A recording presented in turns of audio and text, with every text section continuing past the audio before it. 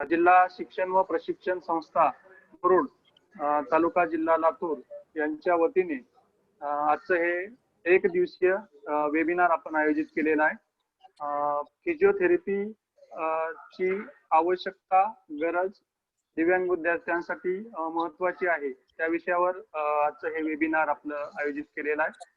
आणि या सत्रासाठी उपस्थित असलेले शिखर संस्थेचे प्राचार्य आदरणीय अनिलजी मुरकुटे सर, तसेच आमच्या समवेत असलेले ज्येष्ठ अधिव्याख्याता आदरणीय राजेंद्र गिरी सर, तसेच अधिव्याख्याता आदरणीय ठाकूर सर, तसेच संस्थेतील ऑनलाईन उपस्थित असलेले सर्व ज्येष्ठ अधिव्याख्याता, सर्व विषय सहाय्यक, माझे सहकारी श्री राजुरे सर, महानुरे सर, जिल्ह्यातील सर्व विशेष शिक्षक, विशेष तज्ञ, खास करून चंद्रपूर येथून उपस्थित असलेले जिल्हा समन्वयक श्री राठोड सर, आणि सर्वात महत्वाचं आजच्या व्याख्यात्या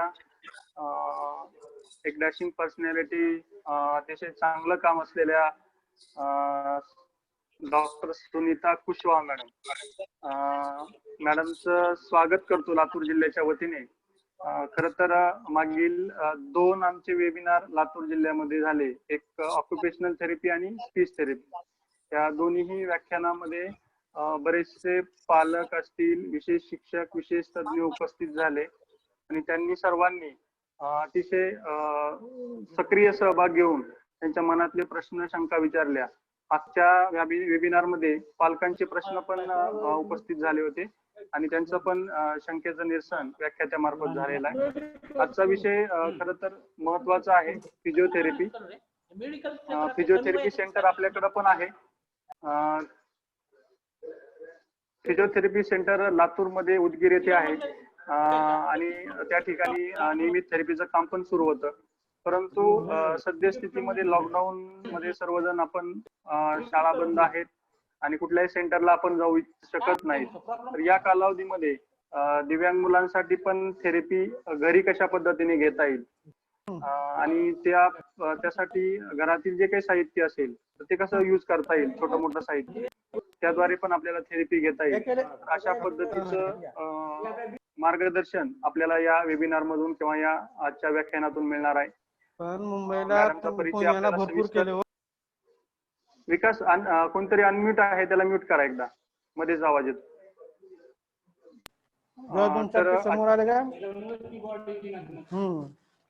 बहुतेक कोणतरी पालक आहेत, त्यांना म्यूट करा।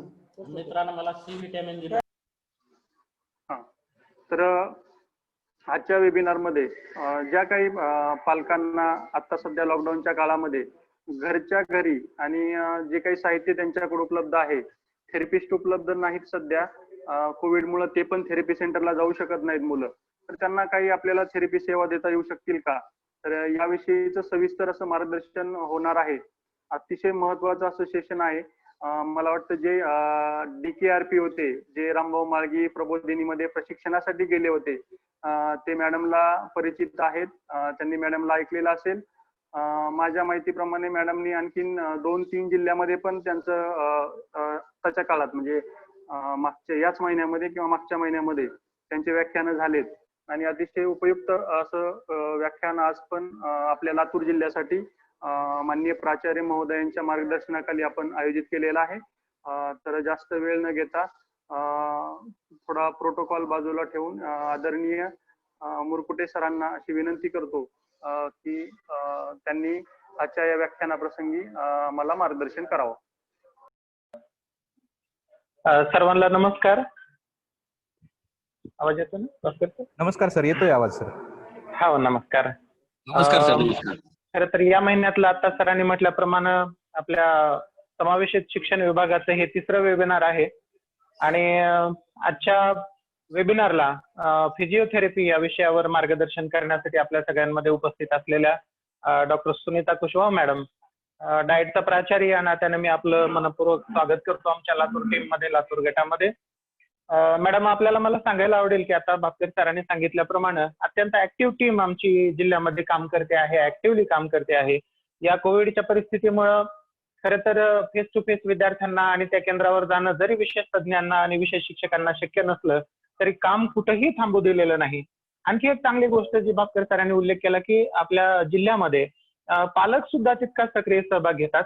नाहीतर आपण एखादी गोष्ट आयोजित करायची आणि पालकांचा सहभाग जर जास्त नसेल तर आपल्या उत्साहाला कुठेतरी बाधा पोहोचते. पण लातूर जिल्ह्याचं हे वैशिष्ट्य आहे की लातूरमध्ये पालक सुद्धा तितक्याच हिरिरीनं भाग घेतात, आपले प्रश्न मांडतात. आणि या कोविडच्या वातावरणामुळे तंत्रज्ञानाच्या मदतीनं आपण वेबिनारच्या माध्यमातून का होत नाही, पण आपले विशेष तज्ज्ञ आणि विशेष शिक्षक यांच्या पाठीशी उभं राहू शकतो, त्यांना इनपुट देऊ शकतो आणि आपल्यासारखे मार्गदर्शक आम्हाला लाभतात. त्या विषयामधले खरं तर हे विषय असे आहेत की कोणीतरी उठावं आणि काहीतरी जनरल या विषयावर बोलावं असं हे समावेशित शिक्षण किंवा दिव्यांगाचे प्रकार हा विषयच नाही आहे. त्याच्यासाठी तज्ज्ञ व्यक्ती लागतात आणि आपण आमच्या विनंतीला मान देऊन वेळ दिला आणि लातूर जिल्ह्याच्या टीमला मार्गदर्शन करतायत. खरंच मला मनस्वी आनंद होतोय. लातूर जिल्ह्याची विशेष समावेशित शिक्षणाची जी टीम आहे ती अत्यंत चांगल्या पद्धतीनं काम करते आहे. पालकांना मोटिवेट करणं असेल, विद्यार्थ्यांना मोटिवेट करणं असेल आणि विशेष करून या कोविडच्या परिस्थितीमध्ये मी म्हटल्याप्रमाणे की आपल्याला फेस टू फेस संपर्क साधणं शक्य नसलं तरी काम कुठेही बंद होऊ दिलेलं नाही. त्यामुळं अधिकचा वेळ न घेता आपल्या मार्गदर्शनासाठी जे काही विशेष तज्ज्ञ, पालक, विशेष शिक्षक उपस्थित झालेत त्या सगळ्यांचं मी डाएटच्या परिवारामध्ये स्वागत करतो आणि आपल्या पाल्यांसाठी आपण झगडता, आपल्या पाल्यांसाठी आपण मेहनत घेता. मी नेहमी म्हणतो खरं तर दिव्यांग मुलांसाठी आणि त्यांच्यासाठी काम करणं ही आपली ड्युटी नाहीच आहे, ही आपली नोकरी नाहीच आहे. खरं तर हे फार पुण्याचं काम आहे. निसर्गाने मी मागच्याच त्याच्यामध्ये म्हणालो की ज्यांच्यावर अवकृपा दाखवल्या, मग ते शारीरिक व्यंग असेल, इतर कुठल्याही स्वरूपात असेल, तर त्यांना बोलतं करण्यासाठी म्हणजे निसर्गानं जिथं उणीव ठेवलेली आहे ती भरून काढण्यासाठी ही सगळी मंडळी प्रयत्न करतात आणि सुनीता कुशवाह मॅडम सारखे मार्गदर्शक लाभतात ही खरंच आनंदाची गोष्ट आहे. मॅडमच्या मार्गदर्शनामध्ये अधिकचा वेळ न घेता आपल्या तज्ज्ञ मंडळींना जास्तीत जास्त वेळ मॅडमच्या मार्गदर्शनाचा मिळावा, पालकांना वेळ मिळावा आणि पालकांना मग शेवटी सत्राच्या शेवटी त्यांच्या शंकांचं समाधान सुद्धा करता यावं या कामासाठी मी मनापासून शुभेच्छा देतो आणि पुढचे सूत्र भापकर सरांकडे हँडओव्हर करतो. थँक्यू. सर धन्यवाद. नक्कीच आजचं सेशन महत्वाचं आहे आणि पालकांसाठी, विशेष तज्ज्ञांसाठी, विशेष शिक्षकांसाठी त्याचा उपयोग होणार आहे. त्या दृष्टिकोनातून आपण पुढे जात आहोत. आजच्या व्याख्यात्यांचा डॉक्टर सुनीता कुशवाह मॅडमचा परिचय करून देण्यासाठी मी आपले विशेष तज्ज्ञ यांना विनंती करतो. युसुफ सर जे देवणीवरून जॉईन आहेत त्यांना विनंती करतो की त्यांनी मॅडमचा परिचय करून द्यावा. Thank you Bhapkar sir. हजारों ख्वाहिशें ऐसी कि हर ख्वाहिश पे दम निकले, बहुत निकले मेरे अरमा मगर फिर भी कम निकले. मैंने ये शेर इसलिए कहा, कुछ लोग होते हैं अपना एजुकेशन कंप्लीट करने के बाद या कोई जॉब मिल जाने के बाद उसी पर सेटिस्फाइड होते हैं और कुछ पर्सनालिटीज ऐसी होती हैं जो रुकने और थकने का नाम नहीं लेती. ऐसी ही एक personality doctor Sunita Kushwaha madam, जिनका हमें आज यहाँ पर इंट्रोडक्शन देने का मौका मिला. इस इंट्रोडक्शन देने के मौके के लिए मुझे सबसे पहले तो जिला शिक्षण प्रशिक्षण संस्था मुरुड लातूर की तरफ से और रिस्पेक्टेड भापकर सर का बहुत शुक्रगुजार हूँ. मैं दोनों का शुक्रिया अदा करता हूँ. डॉक्टर सुनीता कुशवाहा मैडम अपने आप में एक यूनिक पर्सनालिटी है. Government medical college hospital Nagpur की तरफ से बैचलर डिग्री इन फिजियोथेरेपी जब उन्होंने प्राप्त की, उसके बाद चंद्रपुर जिला ब्लॉक चंद्रपुर के एमपीआर सिटी सेंटर में वो अभी काम कर रही हैं. पिछले 11 साल से वो काम करते हैं. 11 साल का उनका अनुभव रहा है. इसी के साथ साथ मैडम स्पर्श multi rehabilitation centre and physiotherapy clinic Chandrapur के फाउंडर भी हैं. इसी के साथ मैडम इमरजेंसी कार्डियोपल्मोनरी रिससिटेशन यानी कि आपातकालीन हृदय व रक्त वाहिनी संबंधी पुनरुत्थान इसमें सर्टिफाइड है. यहीं पर नहीं रुके मैडम, इसके साथ साथ मैडम के टैपिंग यानी काइनेशियोलॉजी टैपिंग में भी सर्टिफाइड है. इतना हासिल करने के बाद भी मैडम और आगे बढ़ते हैं madam certificate course in orthopaedic manual therapy in ortho and paediatric conditions, इसमें अभी मैडम का एजुकेशन जारी है. इसके साथ madam paediatric physiotherapy and neuro physiotherapy में स्पेशल इंटरेस्ट रखती हैं. और चंद्रपुर फिजियोथेरेपी एसोसिएशन की तरफ से मैडम का जो विशेष काम है फ्री फिजियोथेरेपी कैंप अरेंज करना और CWSN बच्चों को, दिव्यांगजन को मुफ्त में सर्विस देना, ये काम मैडम अभी करते आ रहे हैं। सीटी ट्रेनिंग जो स्टेट लेवल की, राज्य लेवल की सीटी ट्रेनिंग होती है, वहां पर मैडम ने SKRP के तौर पर काम किया है। मैं भी मैडम के अंडर DKRP के तौर पर ट्रेनिंग ले चुका हूँ। उसके बाद मैडम चंद्रपुर जिले के जो CWSN के पेरेंट्स होते हैं, उनके पेरेंट्स का वर्कशॉप अरेंज करती हैं चंद्रपुर जिले में। डिसेबिलिटी को किस तरह से कम किया जाता है और डिसेबिलिटी को किस तरह से हम कम करते हैं, इसका मार्गदर्शन मैडम पेरेंट्स को देते हैं वर्कशॉप के थ्रू। और जो स्कूल गोइंग बच्चे होते हैं, जो स्कूल में पढ़ते हैं CWSN बच्चे, उन बच्चों को physiotherapy plus education at A time किस तरह से देना है, इसका मार्गदर्शन मैडम टीचर्स को करते हैं। जो स्कूल में टीचर्स होते हैं, सामान्य शिक्षक जिनके अंडर वो बच्चे पढ़ते हैं, उन बच्चों के टीचर्स को मैडम मार्गदर्शन करते हैं। और अभी जो सब लोग ज्वाइन हैं, हम विशेषज्ञ हैं, विशेष शिक्षक हैं, पालक हैं और जो सामान्य शिक्षक हैं, मैं सभी से रिक्वेस्ट करता हूं कि मैडम का एक एक मार्गदर्शन वो बहुत ही कीमती है। और सभी से रिक्वेस्ट है मेरी कि इस वेबिनार को बिल्कुल भी मिस ना करें और इस वेबिनार का पूरा लाभ लें, क्योंकि बहुत ही यूनिक पर्सनालिटी हमें अपने मार्गदर्शन से लाभ देने वाली। Thank you very much. Thank you, sir. Thank you very much, sir. Respected Anil Murkute, sir, Principal Diet Latur, Rajendra Giri, sir, Thakur, sir, Adhivikhyata, Diet Latur, District Coordinator Satish Bhavkar, sir, Sunil Rajure sir, Angad Mahanavi sir, सबका मैं बहुत बहुत धन्यवाद करती हूँ। Thank you very much. Thank you Sheikh Yusuf Ahmad sir, आपने बहुत तारीफ़ की मेरी, तो तारीफ़ के हिसाब से अब हम शुरू करते हैं। Without wasting any time I should start it. और मैं अप्रिशिएट करती हूँ मुरकुटे सर को। इसके पहले भी मैंने विशाखा मैम के लेक्चर में सर को सुना था, तो सर काफ़ी इंटरेस्टेड है इस फील्ड में, सर का काफ़ी सपोर्ट है। लातूर डिस्ट्रिक्ट बहुत लकी है कि आपको मुरकुटे सर का गाइडलाइन मिलता रहता है। Thank you very much Murkute sir.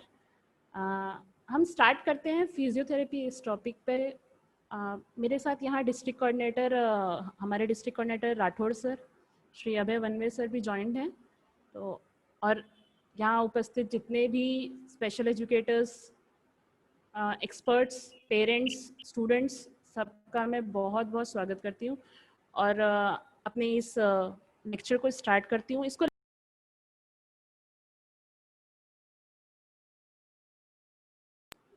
Madam okay, इसको लेक्चर न समझ के, इसको एक वेबिनार न समझ के हम लोग एक कन्वर्सेशन लें कि हम लोग यहाँ पे डिस्कशन ज़्यादा से ज़्यादा कर सकें।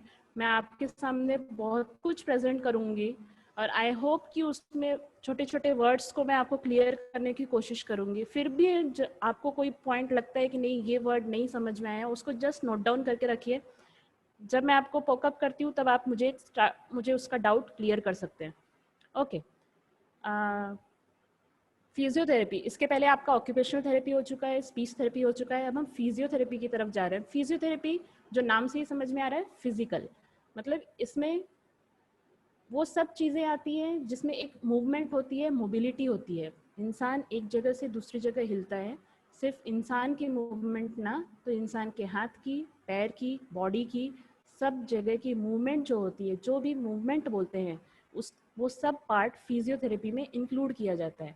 और ये करते टाइम अगर कोई इशू आए तो इसमें फिजियोथेरेपिस्ट का बहुत बड़ा रोल होता है। मैं एक स्क्रीन शेयर कर रही हूँ।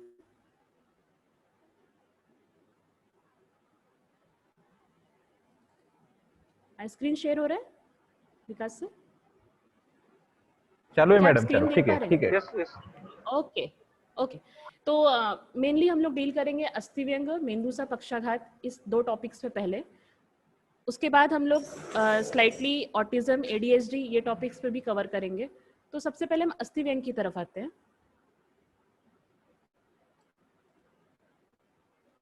अस्थिव्यंग क्या होता है? सांधे, स्नायू व हाडे यामध्ये निर्माण होणारे दोष। इसमें आपको क्लियरली यहाँ पे कुछ इमेजेस दिख रही है। इमेजेस के हिसाब से आप समझ लीजिए कि जो जॉइंट्स हैं जो बोन्स हैं इसमें अगर कोई दोष आ जाए तो उसे हम अस्थि व्यंग इस कैटेगरी में इंक्लूड करते हैं। इसमें कुछ मैंने इंपॉर्टेंट चीज़ें ली हैं, जिसमें सबसे पहला है पैरालिसिस। पैरालिसिस मतलब लकवा मारना, जो आम भाषा में हम लकवा मारना बोलते हैं।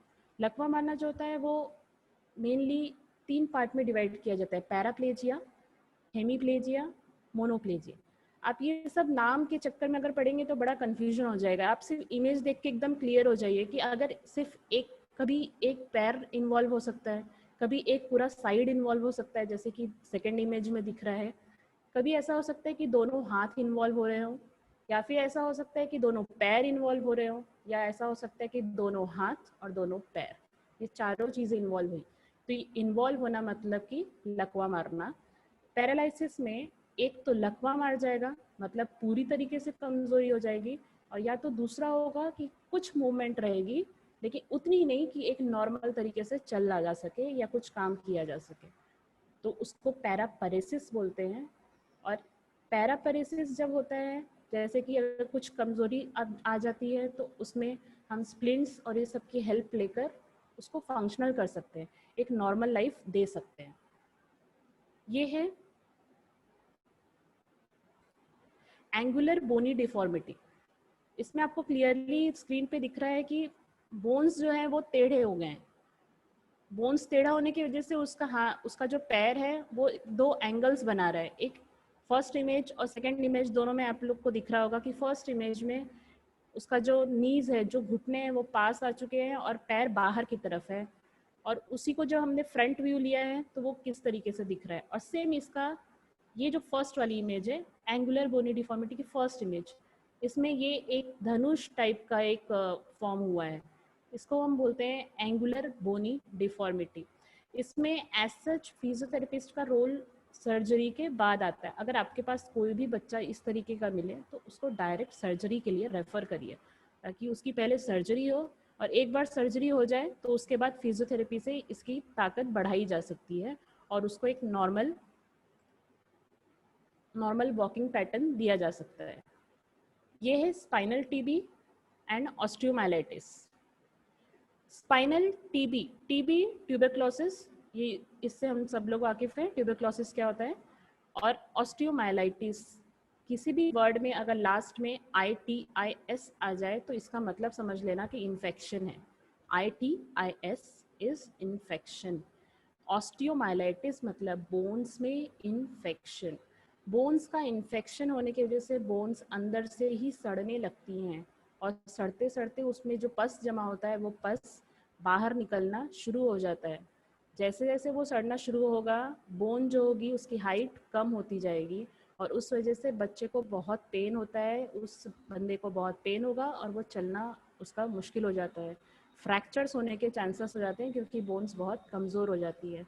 और यहाँ जो पहला वर्ड मैंने बोला स्पाइनल टीबी, स्पाइनल ट्यूबरक्लोसिस, ये एक ट्यूबरक्लोसिस है जैसे लंग्स में होता है, आपने सुना होगा, ऐड आता है वैसा, 7 दिन तक खांसी रहे तो समझ लेना, जाके टेस्ट करा लो कहीं टीबी तो नहीं। तो हाँ, तो ये टीबी कभी कभी लंग्स से स्पाइन में, मतलब हमारे मनके में पहुँचने के चांसेस है। मनके में इन्फेक्शन होना शुरू हो जाता है, और इन्फेक्शन होने के बाद सेम यही प्रोसेस होती है जो यहाँ दिख रही है।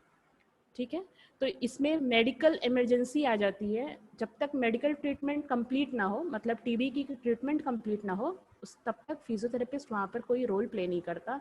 लेकिन जैसे ही ट्रीटमेंट कंप्लीट होती है, हमारे से ये गलती हो जाती है कि ट्रीटमेंट कंप्लीट हो गई लेकिन हमने उसके बाद का जो मैनेजमेंट था वो नहीं दिया, मतलब उसके बाद जो थेरेपी देनी चाहिए थी वो नहीं दिया, तो वो डिसेबिलिटी में कन्वर्ट हो जाता है।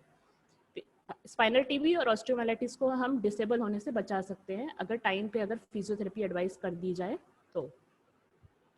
स्कॉलियोसिस और काइफोसिस, इसमें से स्कॉलियोसिस जो है ये मनके का एस शेप में आना या सी शेप में आना, पहला इमेज, ठीक है।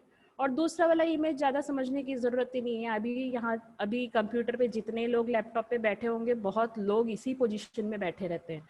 आजकल कोविड के टाइम पे इतने वेबिनार्स हो रहे हैं, ये सब कुछ हो रहा है क्योंकि सोशल डिस्टेंसिंग का ये इशू है, सब कुछ हमको फॉलो करना है, तो लेकिन हम लोग अपना जो बैठने की पद्धत है वही भूल गए हैं, और उस वजह से काइफोसिस होने के बहुत चांसेस हैं। जो कि सबसे पहले यहाँ की स्पाइन में प्रॉब्लम आएगा, फिर यहाँ की स्पाइन में, फिर यहाँ की स्पाइन में, ऐसे करते हुए ये जो पूरा मन का है ये अपना शेप चेंज कर देगा, इसका अलाइनमेंट चेंज कर देगा, इसकी लाइन चेंज कर देगा और वो काइफोसिस हो जाएगा। काइफोसिस का बेस्ट एग्जांपल आप लोग महाभारत में मंथरा को देखा होगा आपने, कुबड़ निकला हुआ जिसको आम भाषा में बोलते हैं, उसको काइफोसिस बोलते हैं। काइफोसिस अगर कम मात्रा में रहे, मतलब ये एंगल अगर कम रहे, तो हम इसे ब्रेस या स्प्लिंट या चेस्ट बेल्ट देकर करेक्ट कर सकते हैं। और अगर ये एंगल बहुत ज़्यादा हो तो विदाउट सर्जरी कोई ऑप्शन नहीं होता। ये है CTEV, कंजेनाइटल टेलिपो इक्विनोवेरस डिफॉर्मिटी। इतना लंबा नाम याद रखने से अच्छा है सिर्फ CTEV याद करिए या फिर तड़ पायद से वाकड़ेपन, इतना भी याद किए तो भी चलेगा। तड़ पायद से वाकड़ेपन ये बचपन, जब से बच्चा पैदा होता है तब से ही दिख जाता है और generally from the second day, जब से बच्चा पैदा हुआ है उसके सेकेंड डे से ही इसका प्लास्टर करना शुरू कर देते हैं। लेकिन हमारे यहाँ रूरल सिस्टम में, रूरल जितने भी जगह डिलीवरीज वगैरह होती है वहाँ पर ये फैसिलिटीज़ नहीं होने की वजह से इसका प्लास्टर नहीं हो पाता। तो हमारे पास आज भी कैंप्स में ऐसे बच्चे आते हैं जो हमको 10 साल 12 साल में भी इस कंडीशन में दिखते हैं। तो इसकी जो सर्जरी है वो 100% पॉसिबल है और सर्जरी होने के बाद ये स्प्लिंटिंग की जाए और कुछ एक्सरसाइजेज हो तो वो बच्चा बिल्कुल नियर टू नॉर्मल वॉकिंग कर सकता है विदाउट एनी इश्यूज़। तो हमें जैसे ही ये ऐसा बच्चा मिलता है तो हमें उसको डायरेक्टली सर्जरी के लिए रेफ़र करना चाहिए। अगर एज बहुत कम हो, मतलब 3 साल से कम हो, तो सिर्फ स्प्लिंटिंग से और प्लास्टर से भी काम चल जाएगा। प्लास्टर भी रेगुलर लगाने पड़ते हैं, इसमें सर्जरी 3 टाइप की हो जाती है। तो सर्जरी थोड़ी लंबी जाती है लेकिन रिजल्ट 100% मिलता है। तो ये पेरेंट्स को हमको अच्छे से बताना पड़ेगा। पेरेंट्स डर जाते हैं कि सर्जरी करने के बाद ऐसा ना हो कि जैसा चल रहा है वैसा भी ना चल पाए, तो पेरेंट्स एक्चुअली अलाउ नहीं करते कि हम सर्जरी के लिए भेजेंगे। तो आपको ये सब चीज़ें, ये सब इमेजेस उनको दिखानी चाहिए कि नहीं देखो ये सक्सेस स्टोरीज है। जब तक हम पेरेंट्स को सक्सेस स्टोरी शेयर नहीं करेंगे तब तक पेरेंट्स का विश्वास नहीं बैठता है कि नहीं हम भी सर्जरी के लिए जाएंगे। आजकल हमारे कैंप्स में सर्जरी कम होने का सबसे बड़ा रीज़न यही है कि पेरेंट्स को विश्वास नहीं है कि हमारी सर्जरी सक्सेसफुल होगी या नहीं होगी। तो ये चीज़ें हमको कुछ सक्सेस स्टोरी शेयर करके हम क्लियर कर सकते हैं। आई होप आपको ऑर्थो का अस्थि व्यंग का जितना भी मैंने बताया ये सब कुछ क्लियर रहा होगा। अभी हम एक इम्पॉर्टेंट नए टॉपिक की तरफ निकल रहे हैं, वो है मेंदूचा पक्षाघात। अस्थि व्यंग से रिलेटेड कोई भी पॉइंट्स में आपको प्रॉब्लम रही हो तो उसको सिर्फ नोट डाउन करके रखिए। उसके जो कुछ एक्सरसाइजेस हैं हम लोग एक्सरसाइजेस बाद में डिस्कस करेंगे। मेंदूचा पक्षाघात, जिसको आप सेरेब्रल पाल्सी भी बोलते हैं, आपका जो 21 डिसेबिलिटीज़ है इसमें सेरेब्रल पाल्सी एक बहुत इंपॉर्टेंट डिसेबिलिटी है। सेरेब्रल पाल्सी जो है वो नाम से ही सुनाई दे रहा है कि मेंदूचा पक्षाघात, मतलब मेंदू का वो एक इंजरी हुई है, मेंदू में ब्रेन का कुछ डैमेज हुआ है पार्ट, तो डैमेज खुद से नहीं हो जाता है। या तो स्टार्टिंग में जब बच्चा पैदा होता है उस टाइम पे ही अगर उसको पहला ऑक्सीजन सप्लाई ना हो, जो ऑक्सीजन ब्रेन को जाना चाहिए, जैसे बच्चा जैसे ही रोता है वैसे ही ब्रेन में ऑक्सीजन सप्लाई होता है और वो ऑक्सीजन जैसे ही ब्रेन को पहुंचता है ब्रेन सब सारे पार्ट्स एक्टिव हो जाते हैं। लेकिन वही चीज़ जब ब्रेन को नहीं मिलती है तो मेंदूचा पक्षाघात हो जाता है। तो मेंदू का पक्षाघात सिर्फ ऐसा ज़रूरी नहीं है कि ड्यूरिंग बर्थ ही हो सकता है कि बर्थ के टाइम पे अगर वो बच्चा बाहर ना आ रहा हो तो फोर्सेप का यूज़ किया गया हो, कैंची यूज़ हुई हो, ऐसा कुछ हुआ होगा जिसके वजह से कोई पार्ट इंजर्ड हो गया होगा, तो भी मेंदूचा पक्षाघात आने के चांसेस हैं। मेंदूचा पक्षाघात, इसकी सबसे खास बात यह है कि इसमें हर चीज़ डिले हो जाती है। डेवलपमेंट जो होगा वो नॉर्मल नहीं चलेगा, हर चीज़ लेट हो जाएगा। जैसे कि अगर बच्चा 2 साल में अगर खड़े रहना चाहिए तो वो खड़े नहीं हो पाएगा, 1 साल में बैठना चाहिए तो बैठ नहीं पाएगा, 6 महीने में खुद से पलटी मार के सामने सरकना चाहिए तो वो सब नहीं कर पाएगा। ये सब कुछ लेट हो जाएगा। मेंदूचा पक्षाघात डिपेंड्स कि कौन कौन सा एरिया डैमेज हुआ है। अगर एरिया डैमेज्ड में अगर स्पीच एरिया भी गया होगा तो मेंदूचा पक्षाघात के बच्चे बोलने में और कम्युनिकेट करने में प्रॉब्लम करते हैं। अगर उनके मेमोरी या फिर इंटेलिजेंस वाले इस पे गया होगा तो ही उनका आईक्यू भी प्रॉब्लम होगा। लेकिन अगर उनका ये एरियाज क्लियर है और सिर्फ मोटर एरिया मतलब कि मसल्स के जो एरिया है, अगर उसी एरिया को डैमेज हुआ है तो ये क्लियर कट मेंदुसा पक्षाघात है, जिसमें कि बच्चा काफ़ी इंटेलिजेंट होता है और उसको हम आराम से पढ़ा सकते हैं। सारी प्रॉब्लम सिर्फ फिजिकल हो जाती है। फिजिकल प्रॉब्लम्स में हम यहाँ पे देखेंगे कि यहाँ पे एक डब्लू शेप में ये बच्चा बैठा हुआ है। अब ऐसा बिल्कुल नहीं है कि जितने भी बच्चे डब्लू शेप में बैठते हैं वो सब सेरेब्रल पाल्सी है, ऐसा बिल्कुल नहीं है आजकल। नहीं तो अभी आप सोचने लग जाएंगे किसी का बच्चा अभी थोड़ा बड़ा हो रहा होगा और वो अगर बैठा होगा इस शेप में तो आपको लग रहा होगा कि मेरा बच्चा कहीं मेंदुसा पक्षाघात तो नहीं। तो ऐसा बिल्कुल नहीं, आजकल नॉर्मल बच्चे भी इस पोजीशन में बैठते हैं, लेकिन मेंदुसा पक्षाघात जनरली ऑलवेज इसी पोजीशन में बैठते हैं। चलते टाइम दोनों पैर पास पास आते हैं, चिपकते हैं, कैची बनाते हैं, कैची बनाते हैं और हेडफोन खराब है। ठीक है। तो ये हो गया मेंदुसा पक्षाघात का सिर्फ विजन, आपको दिखेगा कैसा। इसमें सबसे इम्पोर्टेंट ये दो चीजें हैं, स्पास्टिसिटी और फ्लैसिडिटी, जिसको कभी मत भूलना, कभी नहीं भूलना। मतलब ये दो वर्ड जो है ये इससे लगे हुए हैं। अगर मेंदुसा पक्षाघात आता है तो ये दो वर्ड आने ही आने हैं। तो उसमें पहला वर्ड है स्पास्टिसिटी, ताठरपन जिसको बोलते हैं। ताठरपन होना मतलब कि कड़कपन आना, ये एक नॉर्मल कड़कपन नहीं है। इस कड़कपन में ऐसा लगेगा कि अंदर से कोई चीज हमको खींच रही है सीधा नहीं करने के लिए, और कुछ देर तक खींच के रखती है फिर ढीला छोड़ देती है, तो इसको हम स्पास्टिसिटी बोलते हैं। और फ्लैसिडिटी जो होती है वो बहुत ढीलापन होता है, इसको हम फ्लॉपी बेबी के नाम से भी जानते हैं। कुछ बच्चे जब फ्लैसिड होते हैं मतलब की अति ढिलेपण असतात त्यांना आपण फ्लॉपी बेबी म्हणून म्हणतो। फ्लॉपी बेबी म्हणजे अजिबात एकही मसल्समध्ये पावर्स नसते, झीरो पावर। अगर आप इनको बिल्कुल भी हाथ खींचेंगे भी उनका तो ऐसा लगेगा शोल्डर इनका बाहर निकल रहा है।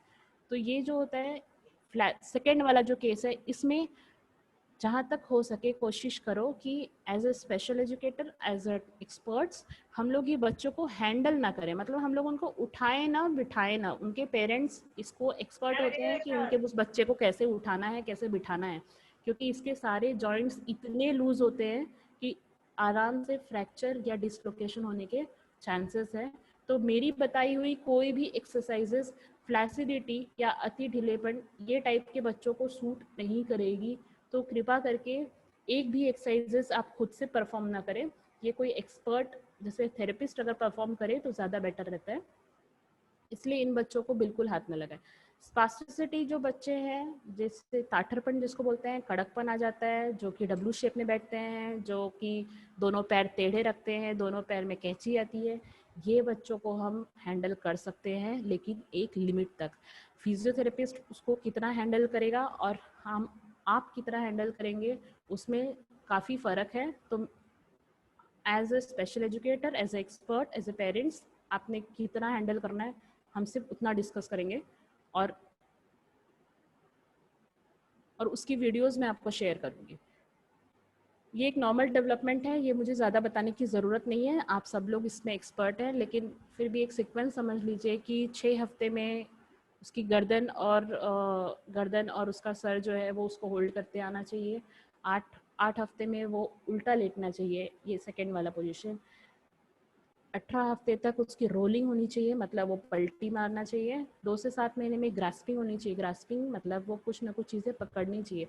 ग्रास्पिंग सिर्फ इम्पॉर्टेंट नहीं है, पकड़ने के बाद उसको रिलीज़ करना, मतलब हाथ को छोड़ना, हाथ में कोई सामान आने के बाद हाथ को ढीला करना, ये भी बहुत इम्पॉर्टेंट होता है। 7वें महीने तक बच्चा बैठना या क्रॉलिंग करना स्टार्ट कर देते हैं, तो 7-8 महीने से ये सब चीज़ें स्टार्ट हो जाती हैं। और 8 महीने में टॉल नीलिंग मतलब कुछ पकड़ के वो घुटने पे बैठना शुरू कर देता है, और 1.5 साल तक बच्चा वॉकिंग करना शुरू कर देता है। घर में आप पेरेंट्स को सबसे इम्पॉर्टेंट चीज़ बताएंगे कि पैर में हमेशा बैठते टाइम दोनों पैर आड़ी मार रही है तो उसी का वापर करो। पाठीला आधार द्या, ज्याच्यामुळे त्याचे स्पाइन जो आहे ते सरळ राहणार। तळपायाला सरळ ठेवणे, आणि पालथा झोपवणे हा खूप महत्त्वाचा आहे. पालथा झोपवणे मी याच्यावर खूप स्ट्रेस करणार. आपण एक टेक्निक डिस्कस करू थोडासा. त्याच्यात हा प्रोन लाईंग म्हणजे पालथा झोपवणे याच्यावर स्पेशल इफेक्ट राहणार की आपल्याला का बरं पालथा झोपवायचं असते.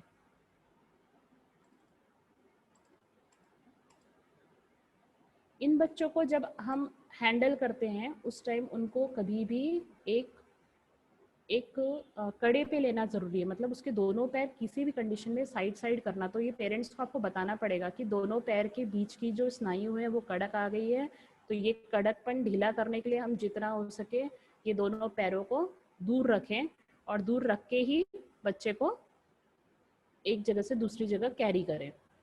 प्रोन पोजीशन जो मैंने अभी आपको बताया, इसका हम कुछ वीडियोस देखेंगे।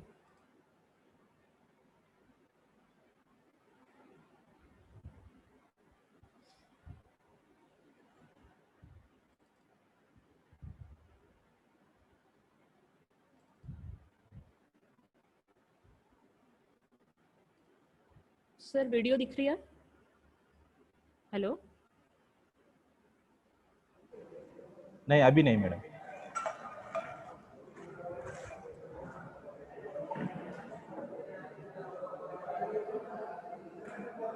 ये स्टॉप कर दो और बाद में वो शुरुआत करना। ओके।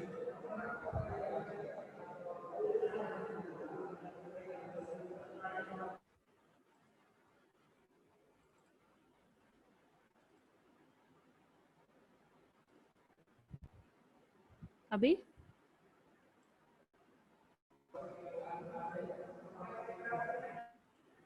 नो? हेलो? ओके।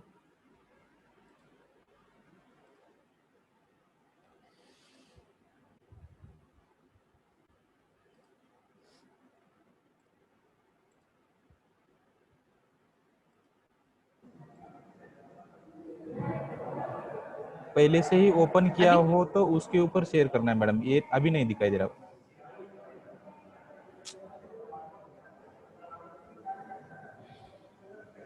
ये मैं स्टॉप कर रहा हूँ। स्टॉप। अब शेयर करते समय जिस विंडो में, छोटे विंडो में आपको वीडियो दिखे वो वीडियो पे क्लिक करना। शेयर करो अभी।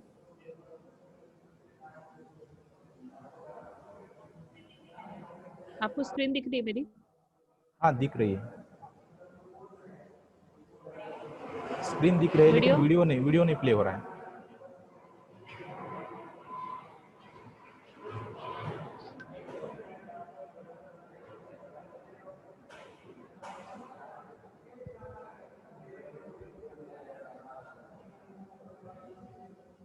अभी? नहीं अभी।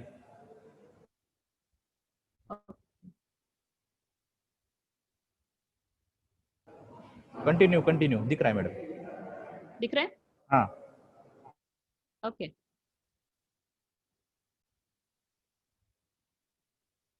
ये एक बच्ची है और 2-2.5 साल की, नियर अबाउट 8, जब ये 9 महीने की थी तब से मैं इसको थेरेपी दे रही हूँ। तो अभी हम ये पोजीशन पे आ चुके हैं। तो ये एक पोजीशन लेना बहुत ज़रूरी है। जैसे कि मैंने यहाँ पे आपको दिख रहा होगा कि बच्चे के जस्ट नीचे मैंने एक बॉल्स्टर रखा है। तो आपके पास अगर बॉल्स्टर न है तो हम पेरेंट्स को बोल सकते हैं कि हम लोग यहाँ पर एक लोड का यूज़ करें। लोड का यूज़ करने के बाद बच्चे को इस पे एक घोड़े की पोजीशन देना। और देखो मैं उसका हाथ स्ट्रेट कर रही हूँ, उसमें उसके हाथों को पूरा स्ट्रेट नीचे रखूंगी जिससे कि उसके हाथों पे प्रेशर आएगा, और प्रेशर आने की वजह से वो जितना जॉइंट्स पे प्रेशर आएगा उतना बच्चे का स्पास्टिसिटी मतलब ताठरपना जो है वो कम होता है, और बच्चा वो पोजीशंस में आना शुरू करता है जिसके लिए वो डिले हो चुका है, जो कि आना चाहिए था, जो अब तक आया नहीं है। ठीक है?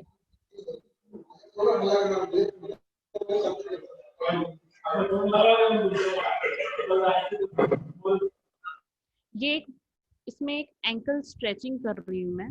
ये हम पेरेंट्स को बता सकते हैं और ये बहुत सेफ एक्सरसाइज है, लेकिन इसमें अपनी बहुत ज़्यादा ताकत नहीं लगानी है।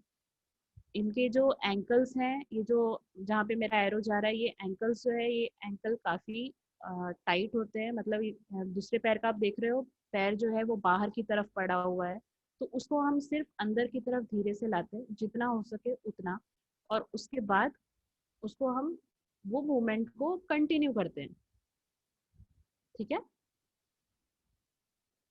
बस ये करते टाइम ऐसा नहीं है कि हमको पूरा नीचे नहीं लाना है। अगर आप पूरा नीचे लाओगे तो मतलब हम लोग उसका अपोजिट काम कर रहे हैं। सिर्फ आप अंदर की तरफ एक बार लेंगे और उसको थोड़ा अपने हाथ से ढीला छोड़ देंगे। और ये सेफली पेरेंट्स भी कर सकते हैं, आप कर बता सकते हो उनको, ये बिल्कुल सेफ एक्सरसाइज है, इसमें कोई प्रॉब्लम नहीं होगा। ओके,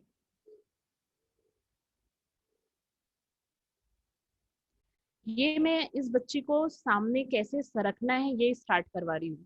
तो इसमें आप ये नोटिस करो कि उसका मैंने एक पैर फोल्ड किया है और दूसरा जो मेरा हाथ है वो उसके कमर के नीचे जस्ट है। मैं उसको दूसरे हाथ से सिर्फ गुदगुदी कर रही हूँ और जैसे ही मैं उसको गुदगुदी करूंगी वो आगे की मूवमेंट शुरू कर देगी। शुरू हुआ।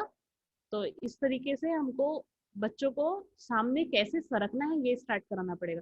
पेरेंट्स के लिए ये बहुत बड़ी बात होती है कि उनका बच्चा जो आज तक सामने थोड़ा सा सरका भी नहीं है, उनका बच्चा अचानक से सामने सरक रहा है, ये बहुत बड़ी चीज होती है। तो ये पेरेंट्स को ये चीज समझाइए कि ये सब मूवमेंट्स आना जो बच्चे खुद करना चाहिए वो हमको करवा के देना उनको पड़ेगा। तो ये जो वीडियो है ये बहुत काम का है। इसमें हम अल्टरनेट दोनों पैर, मतलब एक बार ये पैर तो सेकेंड टाइम में दूसरा पैर, ये करते हुए बच्चे की मूवमेंट ले सकते हैं।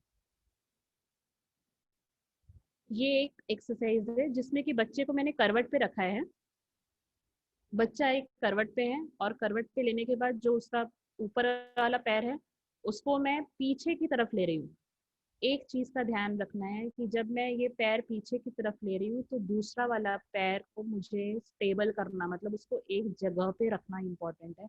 ऐसा ना हो कि आप ऊपर का पैर मूव कर रहे हैं और नीचे का भी पैर अपने आप मूव हो रहा है, ऐसा बिलकुल नहीं होना चाहिए। आपल्याला तो इफेक्ट भेटणारच नाही जो आपल्याला पाहिजे. म्हणून एक पाय बिलकुल स्थिर ठेवा आणि दुसरा पाय वरती मूवमेंट. आणि वरती मूवमेंट करताना फक्त एक लक्षात ठेवा की मी कसं नीजला समोर थोडा बेंड करत समोर करताना, सो दॅट तिला जास्त जास्त त्रास नाही होणार म्हणून. आणि दुसरा हात माझा एक कमरवर आहे म्हणजे मी कमरला स्टेबलाइज करत आहे, कमरला स्थिर ठेवत आहे. आपल्याला पूर्ण मूवमेंट फक्त इथेच पाहिजे म्हणून हा एक मूवमेंट करत आहे. आणि हा बिल्कुल सेफ एक्सरसाइज है, अपन पेरेंट्सला सांगू शकता इजिली. ये कुछ पोजीशंस हैं जो पोजीशंस हमें लेनी चाहिए. ये देखो यहाँ पर बच्चे को मैंने एक तकिए के ऊपर रखा हुआ है, तुम्ही घरी उशीचा वापर करू शकता. हा एक पोझिशन ज्याचा फक्त हात जो आहे नी जो एल्बो आहे त्याच्यावर पूर्ण जोर आहे आणि समोर तिची आई जो आहे तो तिला आवाज देत आहे म्हणून ती वरती बघत आहे. तर त्याच्यानी नेक कंट्रोल, नेक होल्डिंग खूप वाढते आणि आपल्याला या मुलांमध्ये नेक होल्डिंग वाढवणे हा खूप महत्त्वाचा आहे.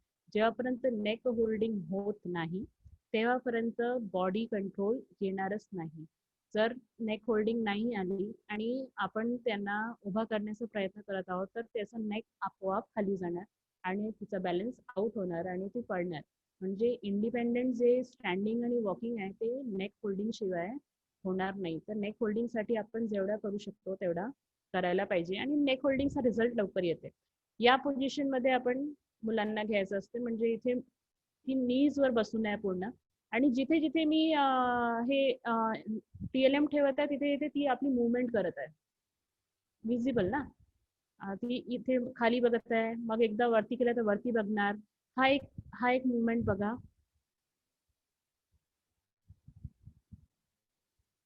आणि ती इझिली कोऑपरेट करते या सर्वसाठी. म्हणजे एकदा सुरू झाले सर्व एक्सरसाइजेस वगैरे तर मुलं कोऑपरेट करतात आणि रिझल्ट पण चांगला भेटते. हा एक व्हिडिओ बघा.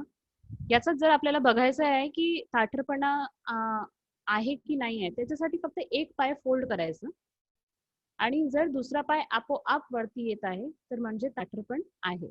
पहा, आपोआप पाय वरती येत आहे म्हणजे ताठरपणा आहे. याला आपण टेस्टिंग फॉर स्पॅस्टिसिटी असं म्हणतो. आणि हा एक आहे, हा मी रिफ्लेक्स चेक करत आहे. रिफ्लेक्स बद्दल आपण डिटेलमध्ये स्टडी करू, तुम्ही फक्त हा व्हिडिओ बघून घ्या. याचात एक बाजूला जसंच तिचा मी मान टर्न करणार तर ती त्या बाजूचा जो हात आहे तो स्ट्रेट करणार आणि दुसरी जो बाजू आहे त्या बाजूचा फोल्ड करत आहे. तर मी जो ऍक्टिव्हिटी करत आहे तो बिलकुल अगेन्स्ट मध्ये करत आहे. म्हणजे तिचा मान जर एक बाजूला फिरवणे हा बिलकुल एकदा परत बघा. मी काय करत आहे, मान ज्या बाजूला आहे त्या बाजूचाच हात फोल्ड करत आहे. हा एक फक्त लक्षात ठेवा तुम्ही. या सर्व रिफ्लेक्सेस बद्दल आपण बोलू. हा एक ब्रेन जिम एक्सरसाइज आहे. हा ब्रेन जिम एक्सरसाइज मी मुद्दाम इन्व्हॉल्व केलं म्हणजे हा एक न्यू टेक्निक आहे आणि इंडियामध्ये आता आम्ही वापरतो भरपूर. तर हा ब्रेन जिम आहे. ब्रेन जिम मधला हा एक बिलकुल बेसिक 0.01% मी तुम्हाला दाखवत आहे. ह्या ब्रेन जिमची एक एक्सरसाइज आहे जी आपण करू शकतो. हा कंबर मध्ये ताकद वाढवण्यासाठी हा एक एक्सरसाइज आहे. याच्यात आपण तिला फक्त प्रोवोक करणार की म्हणजे ती स्वतः वरती केली पाहिजे. जर ती स्वतः वरती करत नसेल तर आपण वरती करून घ्यायचं. ठीक आहे.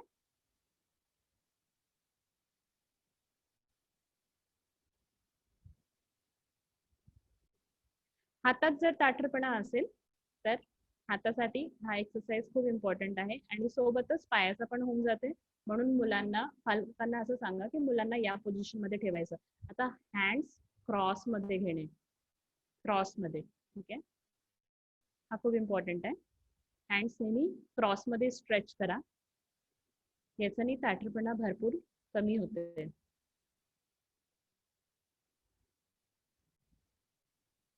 ओके.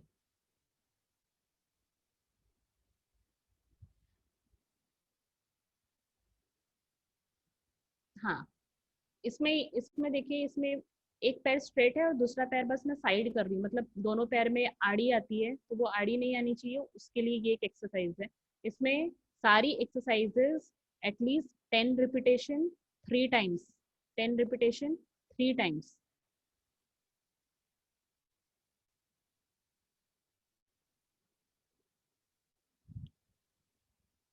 पैर के बीच के जितने भी मसल्स हैं जो बहुत ज़्यादा टाइट आके हैं उसकी स्ट्रेचिंग हो रही है. बस ये स्ट्रेचिंग करते टाइम आप पेरेंट्स को ध्यान से ये चीज़ बताना ना भूलें कि दूसरा पैर जो है वो हिलना नहीं चाहिए. अगर हम एक पैर की मूवमेंट कर रहे हैं तो दूसरा पैर बिल्कुल हिलना नहीं चाहिए. ये एक बेसिक मूवमेंट है, नी की मूवमेंट है. इसमें घुटने जो है, एक घुटना अगर आप मूव कर रहे हो तो दूसरा घुटना जो है वो बिल्कुल स्ट्रेट रहना चाहिए. तब जाके तो हमको वो इफेक्ट मिलेगा जो हमें चाहिए. तो ये एक इम्पॉर्टेंट मूवमेंट है. नॉर्मली सेरेब्रल पाल्सी में बच्चे जो हैं वो दोनों पैर का अल्टरनेट मूवमेंट, मतलब एक साइकिल वाली जो मूवमेंट है वो परफॉर्म नहीं कर सकते, वो उनको नहीं आता है. तो उसमें हमें उनको ये मूवमेंट करवा के देनी पड़ती है. जब भी ये बच्चे अपना पैर मूव करेंगे, अगर आप नॉर्मली इनको देखेंगे तो या तो ये दोनों पैर एक साथ फोल्ड करेंगे या तो दोनों पैर एक साथ स्ट्रेट करेंगे. इतना इनका जो कोऑर्डिनेशन डिस्टर्ब रहता है because of tightness, because of spasticity. तो इसमें ये नी मूवमेंट देना, साइकिलिंग देना बहुत इंपॉर्टेंट है. ओके. ये एक एक्सरसाइज है जो जनरली हम पेरेंट्स को एडवाइस नहीं करते हैं. अगर पेरेंट्स थोड़ा अवेयर हो, जो समझता हो कि कड़कपन कितना है, क्या नहीं है, ज़्यादा है, क्योंकि बच्चे में अगर कड़कपन बहुत ज़्यादा है और उस टाइम पे अगर आप ये एक्सरसाइज करवा के लेंगे और अगर पेरेंट्स ने ज़्यादा ताकत लगा दी तो फ्रैक्चर होने के पूरे चांसेस हैं. बहुत सारे वीडियोस में ये सब दिखाया जाता है, लेकिन ये आप सिर्फ उन्हीं पेरेंट्स को बताइए जो थोड़ा समझ हैं, जो थोड़ा समझदार हैं, जो पहले से थेरेपी कर रहे थे कहीं पे, तो उनको हम ये चीज़ बता सकते हैं कि मतलब ये वाली एक मूवमेंट आपको करनी है. ओके.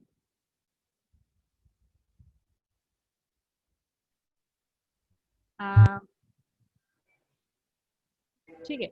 अब एक बहुत इम्पोर्टेंट टॉपिक, अभी तक मैंने जितने भी वीडियोस लिए, मुझे ऐसा लगता है कि वीडियोस मैंने आपको इतने फास्ट में सब दिखाए हैं, बट आई होप आप वीडियोस को अच्छे से समझ पा रहे होंगे. उसके बावजूद भी मैं सारे वीडियोस जो हैं वो शेयर करूंगी सो दैट आप लोग उसको देख सकें, फिर से उसको रिवाइज कर सकें. इसके पहले भी जैसे परवनी और अहमदनगर के लेक्चर्स हुए थे, तो उसमें अभी भी परवनी के लोग वो वीडियोस मांगते हैं कि मतलब एक बार मैडम वो वाला वीडियो शेयर करिए, और वो लोग सेम वैसे ही वीडियो पेरेंट्स को शेयर करते हैं. एंड पेरेंट्स आर लर्निंग, मतलब पेरेंट्स कर रहे हैं और इम्प्रूवमेंट है.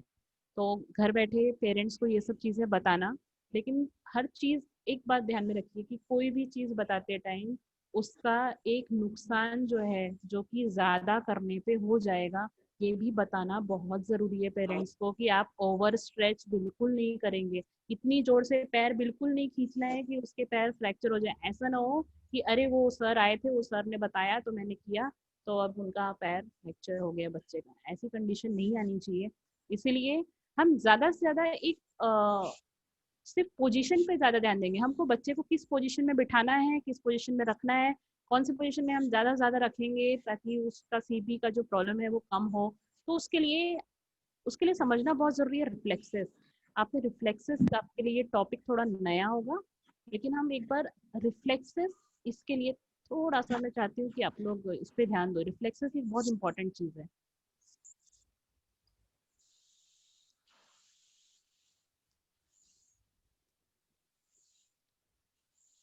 ओके, स्लाइड दिख रही है आपको?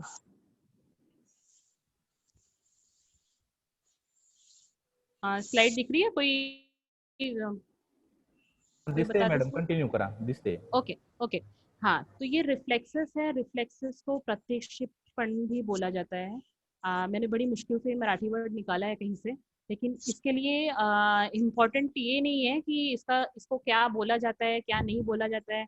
बस इसमें कुछ एक बेसिक चीजें हैं जो आप समझ लीजिए कि मतलब ये एक ऐसी चीज है, काही उत्तेजना दिल्यानंतर होणारे अनैच्छिक शारीरिक हालचाल। ये चीज बचपन से बच्चों में आई रहती है, मतलब बाय बर्थ बच्चों में रिफ्लेक्सेस होते हैं और हर बच्चों में होते हैं। आप में भी है। आप में जो रिफ्लेक्सेस अभी भी हैं वो रिफ्लेक्सेस हैं जो बाद में डेवलप हुए हैं। जैसे कि जलेबी आपके सामने आ जाए तो मुंह में पानी आ जाना। हाँ, ये एक रिफ्लेक्स है जो कि बाद में डेवलप हुआ है, क्योंकि आपको बार बार जलेबी दिखाई गई थी। आपको पता है कि जलेबी का टेस्ट कैसा है, इसलिए आपको जलेबी देखते बराबर पानी आ जाता है। या फिर चिंच, ये सब जो चीजें हैं ये बाद में आई हुई चीजें हैं, धीरे धीरे वो इनपुट देने की वजह से। लेकिन मैं जिस रिफ्लेक्सेस की बात कर रही हूँ ये इनबॉर्न रिफ्लेक्सेस है, जो बच्चों में बाय बर्थ दिया जाता है। और ये जो रिफ्लेक्सेस है ये बाय बर्थ ही नहीं, इन ड्यूरिंग मतलब जब बच्चा पेट में रहता है उस टाइम पे भी रिफ्लेक्सेस काम करते हैं। रिफ्लेक्सेस ना हो तो बच्चे की मूवमेंट पॉसिबल ही नहीं। और जहाँ तक हम सब जानते हैं कि बच्चा जो है वो अपने गर्भ में ही घूमना शुरू कर देता है, बच्चे की मूवमेंट गर्भ में आ जाती है। इसका मतलब कि reflexes by in the foetus भी फील किया जा सकता है। इसमें रिफ्लेक्सेस में मैं सिर्फ दो रिफ्लेक्सेस आप लोग को डिस्कस करूंगी। इसमें एक है ATNR।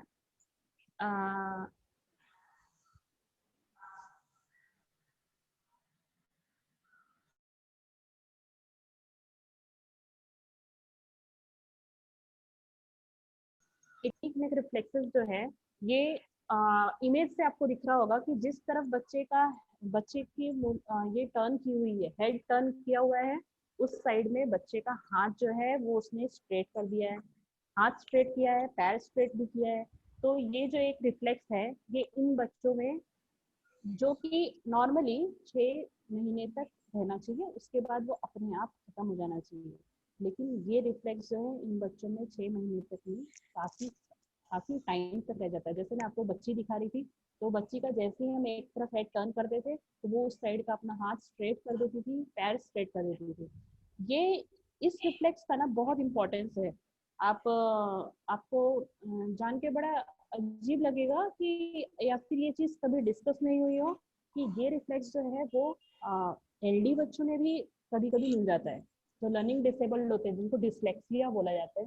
डिसलेक्सिया के बच्चों में भी ये रिफ्लेक्स मिलने के चांसेस हैं। ठीक है सर, कट जाए।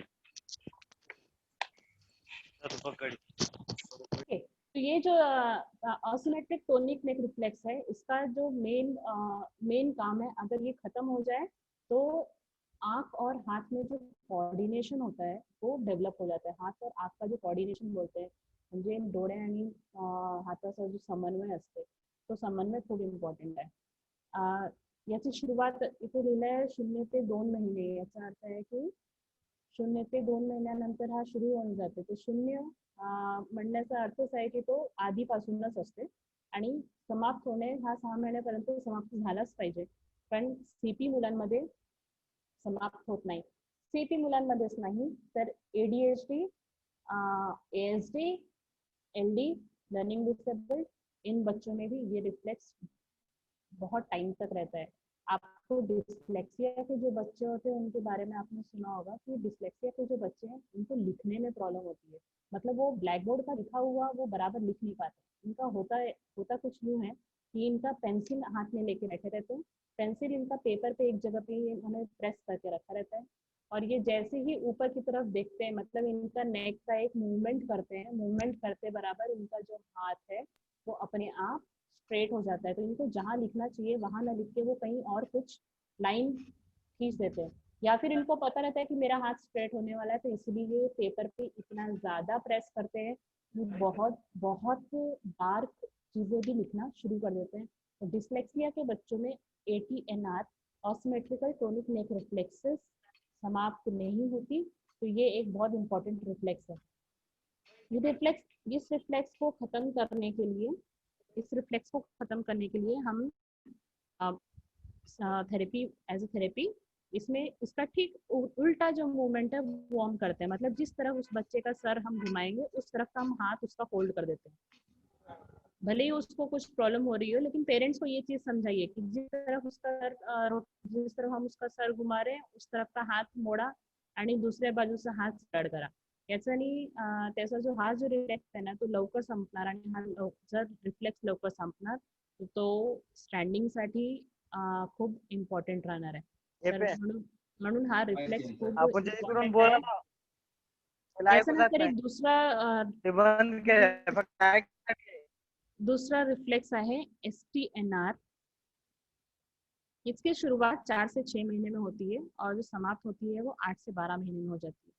इसमें अगर हमने बच्चे का सर ऊपर किया, हाँ, सर अगर हम ऊपर करते हैं तो उसके दोनों हाथ स्ट्रेट हो जाते हैं और पैर फोल्ड हो जाते हैं, और अगर हमने सर नीचे किया तो उसके दोनों हाथ फोल्ड हो जाते हैं और पैर स्ट्रेट हो जाते हैं। तो आप इस चीज़ को आप समझिए कि अगर बच्चा सर पूरी टाइम ऊपर करके अगर चलने की कोशिश करे तो उसके पैर तो हमेशा फोल्ड हो रहे हैं, क्योंकि ये रिफ्लेक्स उसका गया ही नहीं है अभी तक, तो उसके वजह से ये बच्चा कभी भी खड़े नहीं हो पाता है, उसका जो बैलेंस होता है वो कभी नहीं आ पाता है, उसका ट्रंक का मतलब उसके मनके का जो कंट्रोल है वो आ ही नहीं पाता है, क्योंकि जैसे ही वो अपना सर नीचे लाएगा, थोड़ा सा कोशिश करेगा कि मैं नॉर्मल तरीके से चलने की कोशिश करूँ, जैसे ही वो अपना सर नीचे लाएगा उसका हाथ फोल्ड हो जाता है और उसके पैर एकदम टाइट हो जाते हैं, या फिर वो सर ऊपर करके चलने की कोशिश करेगा सामने देख के तो उसके पैर फोल्ड हो जा रहे हैं और हाथ स्ट्रेट हो जा रहे हैं। तो ये जो एक पोजीशन है ये बहुत मतलब एक छोटी छोटी चीज़ें हैं, आजकल रिफ्लेक्स इंटीग्रेशन थेरेपी नाम से काफ़ी चल रही है, तो ये थेरेपी बहुत काम आती है कि हमको सिर्फ समझ लेना है कि ये वाला रिफ्लेक्स ये बच्चे में है, तो हमको इसको तोड़ना है कैसे भी करके, जो 12 महीने में ख़त्म होना था वो ख़त्म नहीं हुआ, तो हमको कैसे भी करके ये रिफ्लेक्स ख़त्म करना है उस बच्चे का। तो जो भी मूवमेंट है उसका जस्ट उल्टा करवाना बच्चे को शुरू करवाना पड़ेगा। तो इसके लिए हमको पहचानना बहुत ज़रूरी है कि बच्चों में कौन सा रिफ्लेक्स है और कौन सा नहीं है। तो ये 2 रिफ्लेक्सेस मेरे हिसाब से आपको बताना मुझे बहुत ज़रूरी लगा, ये हमने डिस्कस किया। अब आते हैं एक न्यूरो डेवलपमेंटल टेक्निक्स की तरफ। इसको ध्यान से आपको लगे, अगर आप मोबाइल में देख रहे हो या कहीं पे भी, इसकी जो स्क्रीन जो होगी उसको सिर्फ एक स्क्रीनशॉट निकालना शुरू करिए, क्योंकि ये कुछ ऐसी पोजीशंस हैं जो कि आपको बच्चों के पेरेंट्स को वो बताना है कि बस ये पोजीशन में बच्चे को 10-10 मिनट रोज बिठाओ, हर पोजीशन में 10 मिनट या 5 मिनट बैठाते जाओ, मतलब कम से कम 1-1.5 घंटे की थेरेपी चलेगी बच्चे की, और 1 घंटा भी अगर वो इसी पोजीशंस में सिर्फ अगर रहता है सारे पोजीशंस में, तो बच्चे में इतनी इम्प्रूवमेंट आती है कि आप सोच भी नहीं पाएंगे कि एनडीटी इतना काम कर जाती है। तो एनडीटी के लिए अलग से लोग सर्टिफाइड होते हैं। आपको बता दूं कि अगर मुझे एनडीटी का सर्टिफाइड थेरेपिस्ट अगर बनना है तो मुझे कम से कम 2.5-3 लाख पेमेंट करनी पड़ती है, तब जाकर तो मैं एनडीटी सर्टिफाइड होती हूँ। लेकिन एनडीटी की पोजीशन जो होती है उसको सिर्फ अगर आप समझ लें तो उतना कुछ करने की ज़रूरत नहीं है, सिर्फ पोजीशंस पे ध्यान दीजिए, सिर्फ इस पोजीशंस को पेरेंट्स को समझाइए और उनको बोलिए कि इस पोजीशन में बच्चे को रखते जाओ हर 5 या 10 मिनट के लिए। सबसे पहली चीज़ प्रोन पोजीशन, ये मैंने आपको दिखाया था, उल्टा लेटना। जब तक बच्चा उल्टा लेटेगा नहीं, उसको पेट की तरफ में वो सेंसेशन मिलेगा नहीं, तब तक बच्चा सामने सरकने की कोशिश कभी नहीं करेगा। ऐसा बिल्कुल नहीं है। कहीं अगर आपने सुना होगा कि ये चीज़ें सिर्फ 2 या 3 साल तक ही होनी चाहिए, तो ऐसा बिल्कुल नहीं है। प्रोन पोजीशन देने के लिए 8-9 साल भी काफ़ी है। 8-9 साल में भी आप प्रोन पोजीशन से शुरुआत कर सकते हैं। पेरेंट्स को बताना कि सिर्फ प्रोन पोजीशन में लेना। आपको बच्चों की जो सबसे ज़्यादा कॉन्फिडेंस वाली पोजीशन यही पोजीशन है, जिसमें कि बच्चा बहुत सेफ फील करता है। कई बार ऐसा होता है कि मेरे पास एक बच्ची आई थी जो कि 14 साल की थी। 14 साल की, और वो सीपी और साथ में बौद्धिक अक्षम भी थी। उस बच्ची को आप यकीन नहीं मानेंगे कि 14 साल तक उस बच्ची को कभी मतलब उल्टा लिटाया ही नहीं गया था। वो हमेशा सीधा ही लेटती थी, क्योंकि उल्टा लेटने के बाद उसको एक डर लगता था। उसके पेरेंट्स ने कभी उसको उल्टा लिटाया ही नहीं, उसको हमेशा सीधा लिटाया, उसको हमेशा गोद में उठाया, गोद में बिठाया। यही पोजीशन सब चलती थी। और उस बच्ची को मैंने पहली बार अपने थेरेपी सेंटर पे उसको उल्टा लिटाया था, 14 साल की लड़की को। उल्टा लिटाने के बाद इट्स मैजिक और क्या कि, लेकिन 3 दिन बाद उसके पापा ने मुझे उसका एक वीडियो भेजा, जिसमें कि वो बच्ची उल्टा लेटकर खुद अपना हाथ सामने ले रही है। मतलब कि घोड़ा बनने की पोजीशन पे आ रही थी खुद। जो बच्ची पूरी तरीके से ऑन बेड थी, वो बच्ची वो पोजीशन ले रही थी घोड़ा बनने वाली। ये बहुत बड़ी बात है। तो ये प्रोन पोजीशन बहुत काम करती है। तो ये पोजीशन में बच्चों को आपको लेना बहुत ज़रूरी है। सेकेंड है प्रोन एक्सटेंशन। ये इसमें दोनों पैर और दोनों हाथ जो है उसको हमको थोड़ा ऊपर की तरफ लिफ्ट करना है। बस इसमें एक चीज़ ध्यान रखना है कि अगर बच्चा खुद से हाथ ऊपर या पैर ऊपर नहीं कर पा रहा है, तो हमें हाथ के नीचे और पैर के नीचे लोड या पिलोज प्रोवाइड करने पड़ेंगे, जिससे कि उसका हाथ ऊपर की तरफ हो, पैर भी ऊपर की तरफ हो। और ये पोजीशन जो ये आर्च बन रहा है, ये जितना आर्च बनेगा, मतलब उसकी जो सामने जो पेट का पार्ट, चेस्ट का पार्ट है, वो जितना स्ट्रेच होगा ना, उतना बच्चा सामने जो झुकने की जो उसकी टेंडेंसी है वो कम होगी, मतलब वो स्ट्रेट होगी उसकी बॉडी। तो इसलिए ये आर्च बनाना ये एक इम्पॉर्टेंट पोजीशन है। आपको मैं बार बार बता रही हूँ, ये सारी पोजीशन को कम से कम 5-5 मिनट के लिए मेंटेन करने के लिए बोलना है। 5-5 मिनट भी अगर आपने ये सारी पोजीशंस दी, तो भी काफ़ी थेरेपी आ जाती है। उसमें सुपाइन फ्लेक्शन एक है। इसमें बस बच्चे को आपको स्ट्रेट लिटाना है, सर के नीचे एक पिलो देना है और दोनों पैर को फोल्ड करना है। ये वाला एक एक्सरसाइज मैंने आपको वीडियो में भी दिखाया था कि उसमें मैंने से क्या किया था, उसमें साइकिलिंग करवाया था। यही चीज़ मैंने साइकिलिंग के तौर पे करवाया था, और ये जो है ये दोनों पैर एक साथ लिया हुआ है। तो ये पोजीशन है और वो एक एक्सरसाइज थी। ठीक है, तो ये पोजीशन रखना मतलब कि इसी इसी जैसा इमेज है, सेम टू सेम वैसा हमको मेंटेन रखना है। नो मूवमेंट, कोई मूवमेंट नहीं करेंगे आप उसमें, सिर्फ आप उसके पैर फोल्ड करके थोड़ी देर तक वहीं पे रुक जाएंगे। इतने टाइम तक उसके जो कमर की जितनी भी मसल्स है वो सारे मसल्स की स्ट्रेचिंग हो जाएगी। ओके, ये एक पोजीशन। इस पोजीशन को अगर बच्चा मेंटेन नहीं कर पा रहा हो, तो हमको पेट के नीचे पिलो रखना बहुत ज़रूरी है। और पिलो हो, लोड हो, चाहे चादर को फोल्ड करके हो, चाहे टॉवेल गुंडाड़ के हो, कोई प्रॉब्लम नहीं है। पेरेंट्स के पास जो चीज़ अवेलेबल है वो उससे कर सकते हैं। अल्टीमेटली हमारा एम है कि ये सब पोजीशंस में बच्चे को लेना। इसमें एक हाथ नीचे एक हाथ ऊपर। जब इस पोजीशन में बच्चा आ जाएगा, तो उसके बाद हम लोग इस पोजीशन की तरफ जाएंगे। एक हाथ नीचे एक हाथ ऊपर, और सेम वैसी क्रॉस में एक पैर ऊपर और एक पैर नीचे की तरफ। साइड लाइन, ये काफ़ी एडवांस स्टेज है। जब बच्चा सामने से रखना शुरू हो जाएगा, उसके बाद हम लोग इस पोजीशन में लेंगे, तो बच्चे इस पोजीशन में इजीली आ जाते हैं। आप स्क्रीनशॉट्स लेते जाइए। साइड से टॉल नील, हाफ नील। सबसे पहले हम टॉल नील की तरफ लेंगे। जैसे मैंने उस बच्ची को वीडियो में लिया था टॉल नील, तो उसको मैंने पूरा सपोर्ट दिया हुआ था कि मतलब वो घुटने पे खड़े रहे, उसके लिए मैंने फुल सपोर्ट दिया हुआ था। तो सेम वैसे ही आपको भी फुल सपोर्ट देना है। अगर हमारा बच्चा अपना जो फीट है वो कंट्रोल कर पा रहा है, तो हम उसको सामने कुछ भी दे सकते हैं, लाइक आप रोलेटर दे सकते हैं, कुछ भी जिसको पकड़ के इस पोजिशन में खड़ा हो जाए। हमारे पास जितने भी चीज़ें हैं उसका हम यूज़ कर सकते हैं। घर में पड़ी हुई कोई भी चेयर हो, चेयर पे कोई आदमी बैठ जाए और पीछे से हम उस बच्चे को बस बोल दें कि बच्चा वो चेयर की हैंडल पकड़ के इस पोजीशन में खड़े रहे। बस इसमें आपको ध्यान रखना है कि घुटने के नीचे थोड़ी सॉफ्ट चीज़ें हों ताकि बच्चे को इंजरी ना हो। तो ये सब चीज़ें बेसिक छोटी-छोटी चीज़ें हैं जो हमको पेरेंट्स को बताना ज़रूरी है। तो ये सब पेरेंट्स के साथ शेयर करिए। ये कुछ सिटिंग पोजीशन है।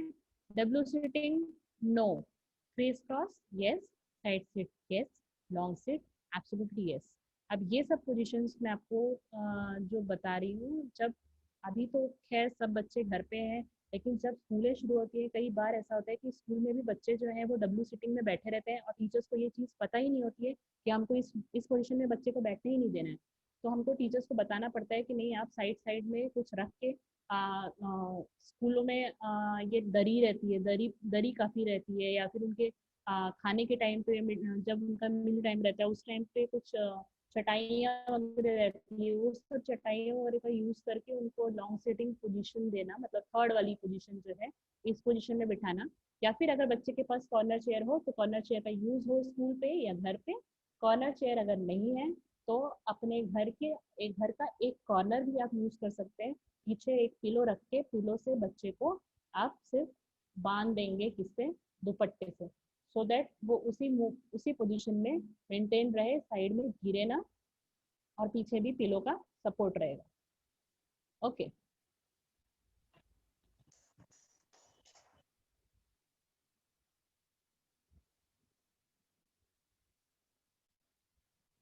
ठीक है।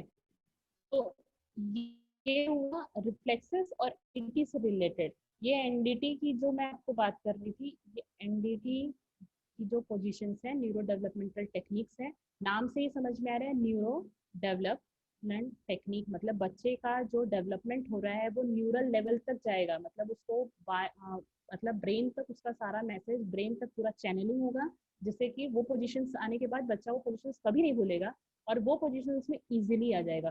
तो एनडीटी पोजीशंस मैंने आपको कम से कम 8 या 9 पोजीशंस शेयर किए। ये 9 पोजीशंस को भी आप 8 पोजीशंस को भी अगर 5 8 5 ठीक है, उतना अगर पोजीशंस भी आप लेते हैं तो आप पौन 1 घंटा आराम से बच्चे को थेरेपी प्लान कर सकते हैं। एक चीज़ का ध्यान रखिए, ये क्वेश्चन मुझे हमेशा आता है कि अगर बच्चे को एपिलेप्सी हो, मतलब उसको झटके आते हो, तो झटके आने वाले किसी भी बच्चों में हम कोई भी पोजीशंस अगर देते हैं तो हर 2 या 3 पोजीशंस, मतलब हर 10 मिनट के बाद हमको ब्रेक देना ज़रूरी है, क्योंकि अगर कंटिन्यू एक्सरसाइज या कंटिन्यू कोई पोजीशंस अगर ली जाएगी तो झटके बढ़ने के चांसेस है। झटके आने वाले सारे बच्चों को सबसे इम्पोर्टेंट है कि पेरेंट्स को मेडिसिन की एडवाइस करिए। मेडिसिन से भी अगर उसका कंट्रोल नहीं है तो मेडिसिन का डोज चेंज करने की ज़रूरत है, ऐसा पेरेंट्स को समझाइए, क्योंकि हर चीज़ में हर जगह पे सिर्फ एक्सरसाइज ले जाएंगे तो काम नहीं बनेगा। जहाँ जो चीज़ की ज़रूरत है वहाँ एक प्रॉपर एडवाइस होना ज़रूरी है। ओके, अब ये कुछ एक्टिविटीज़ हम लोग ले लेते हैं। ये ये कुछ बेसिक एक्टिविटीज़ हैं, थोड़ा सा फास्ट में लेते हैं, फिर हम लोग क्वेश्चन आवर्स के तरफ चलते हैं। ओके, ये संवेदना विकास जो है, सेंसरी डेवलपमेंट जिसको बोलते हैं, सेंसरी डेवलपमेंट जो है वो सेंसरी इंटीग्रेशन थेरेपी के नाम से जाना जाता है। सेंसरी एनरिचमेंट प्रोग्राम भी बोल सकते हैं इसको। इसमें कुछ नहीं, 5 सेंसेस जो हैं वो सेंसेस का यूज़ करके बच्चे को मूवमेंट दी जाती है, वो सेंसेस का यूज़ करके बच्चों को लर्निंग करवाई जाती है, वो सेंसेस का यूज़ करके बच्चों में डेवलपमेंट किया जाता है। तो बच्चों में जब हम सेंसेस का यूज़ करके कुछ लर्निंग या कुछ लर्निंग अगर फोकस कर रहे हो, सिर्फ पर सिर्फ कोई नई चीज़ को ग्रास्प करना, अगर ये हम फोकस कर रहे हो तो इसमें ऑक्यूपेशनल थेरेपिस्ट का बहुत बड़ा रोल होता है। लेकिन वही 5 सेंसेस का यूज़ करके अगर मैं मूवमेंट ले रही हूँ, मतलब learning by going via movement, तो अगर मैं मूवमेंट के थ्रू उसको बच्चे को कुछ लर्निंग करवा रही हूँ सेंसेस का यूज़ करते हुए, तो इट इज़ अंडर फिजियोथेरेपी। तो इसमें हम लोग सेंसरी डेवलपमेंट की कुछ चीज़ें लेंगे, जैसे सर्व संवेदना तुम एकत्रित पढ़ ले, एकत्रितपणे मिळालेल्या ज्ञानामुळे संकल्पना स्पष्ट होऊ शकते. ये थोड़ा सा मेरा मराठी का थोड़ा प्रॉब्लम है, तो मैंने फिर भी इसको थोड़ा सा ट्रांसलेट किया हुआ है। आपको क्लियरली मैंने से वो चीज़ बताई है कि मतलब हम सारे सेंसेस का यूज़ करते हुए, सारी संवेदना का यूज़ करते हुए हम कुछ नया लर्न करवाएंगे बच्चे को, कुछ नया कंसेप्ट होगा। वो कंसेप्ट चलने का भी हो सकता है, वो कंसेप्ट बैठने का भी हो सकता है, वो कंसेप्ट किसी भी चीज़ का हो सकता है। तो वो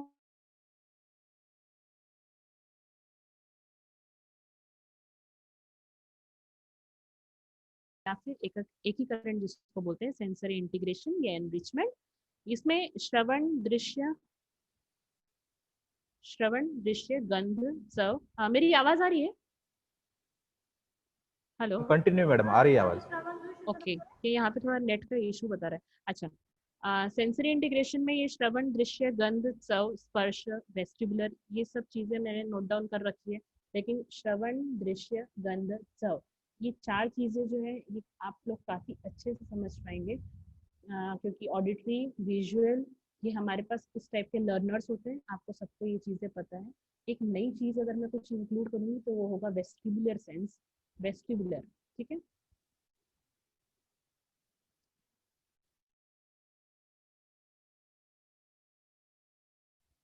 जैसे कि आप लोग जानते हैं कि बच्चों को टच सेंस देकर हम लोग काफी कुछ चीजें सिखाई जा सकती है, लेकिन मैंने इस टेक्निक में खास तौर पे ये स्पर्श का यूज किया है। क्यों? क्योंकि ये जो सेंसरी काम कर रही हूँ, मतलब स्पर्श का अगर रिलेशन कुछ ले रही हूँ, तो ये ऑटिस्टिक बच्चों में बहुत काम करता है, बहुत ज्यादा। क्योंकि ऑटिस्टिक बच्चों में उनको किसी का टच करना पसंद नहीं आता, या फिर उनको एक छोटी सी जो छोटा सा मऊ स्पर्श केला तर त्यांना खूप घीण वाटते, या फिर उनको कुछ खड़दड़ चीज लगा दी कुछ बच्चों को तो उनको बड़ा इरिटेट होता है, उनको वो चीज बिल्कुल पसंद ही नहीं आती। उनको पैर पायदानी जो होती है जिससे पैर पोछते हैं वो उनको बिल्कुल पसंद नहीं आता, वो टच नहीं चाहिए उनको। लेकिन कुछ बच्चे होते हैं ठीक उसका उल्टा कर देते हैं, मतलब कि कुछ ऑटिस्टिक बच्चे जो होते हैं उनको ब्लैंकेट, सॉफ्ट ब्लैंकेट इतना पसंद है कि वो जाते बराबर अपने सॉफ्ट ब्लैंकेट को पूरा खुद को लपेटते हैं, उसको जाके चिपकते हैं। कुछ लोग होते हैं जो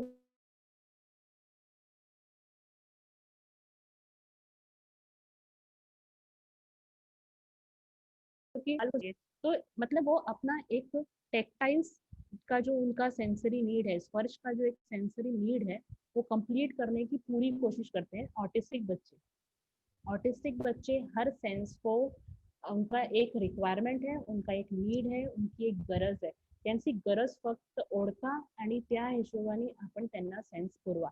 जसं त्यांना जर ब्लँकेट जवळ घेण्याची जर खूप आवड असेल तर हा समजून घ्या की म्हणजे त्यांना जे सॉफ्ट टेक्स्चर आहे ते त्यांना खूप आवडते। म्हणून आपल्याला काय करायला पाहिजे, त्यांना जेव्हा हा जो प्रॉब्लेम आहे बिहेवियर प्रॉब्लेम मध्ये डेव्हलप होऊन जाणार,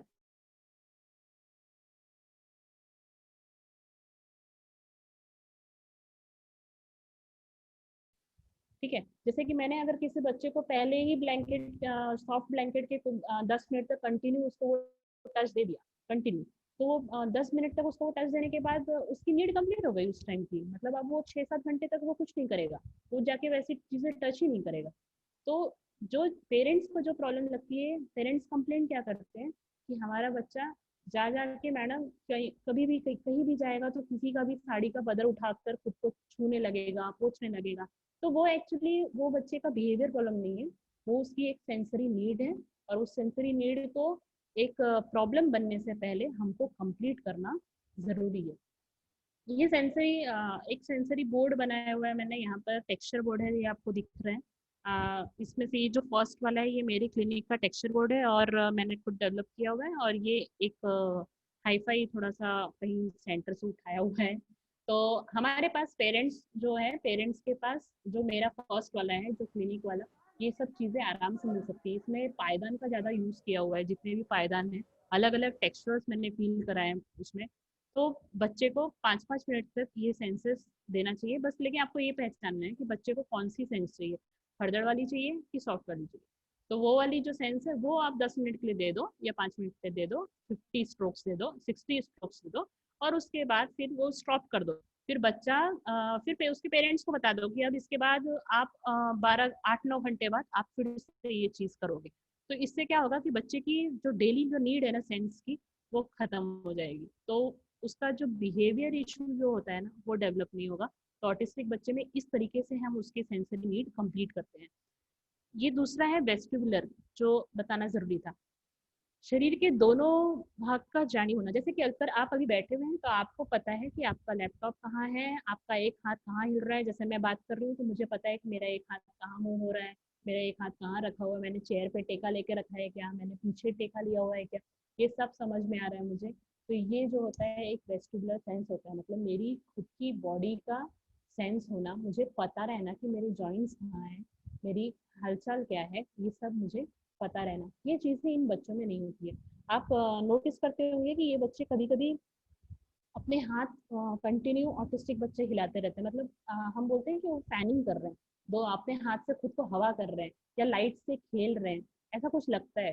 तो एक्चुअली उनका जो रेस्टलेस होना, उनका हाथ का कंटिन्यू हिलाना या फिर उनका एक ही पैर को बार बार मारना, वो उनका खुद को ये पता करवाना है कि मेरी बॉडी है कहाँ, एक्चुअली मेरी बॉडी के पार्ट्स कहाँ मूव हो रहे हैं। वो चीजें बार बार फील करता है, वो एक सेंस खुद लेता रहता है। तो ये टाइम पे हमको कुछ एक्टिविटीज करवाना बहुत जरूरी है। तो उसमें ये एक्टिविटी एक है। इसमें जो फर्स्ट एक्टिविटी है ये तो हर बच्चा करता है आजकल, तो ये बस आपको ऑटिस्टिक बच्चों को ये करवाना जरूरी है। ऑटिस्टिक बच्चों में जो मैंने फर्स्ट वाला इमेज दिया है, वो जो लड़की है वो कर रही है। ये जो लंगड़ी है,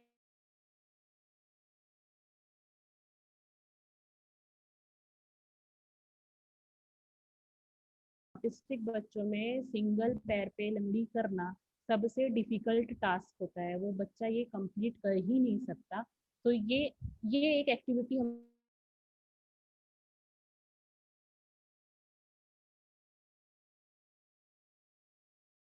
एक स्टूल रख दे और उस बच्चे को दो स्टूल पे चढ़ो और दोनों पैर से जंप करो, स्टूल पे चढ़ो, दोनों पैर से जंप करो। ऑटिस्टिक बच्चों को कोई भी चीज अगर आप कंटिन्यू कराते हैं तो उनको कई बार या तो बहुत बोरिंग हो जाएगा,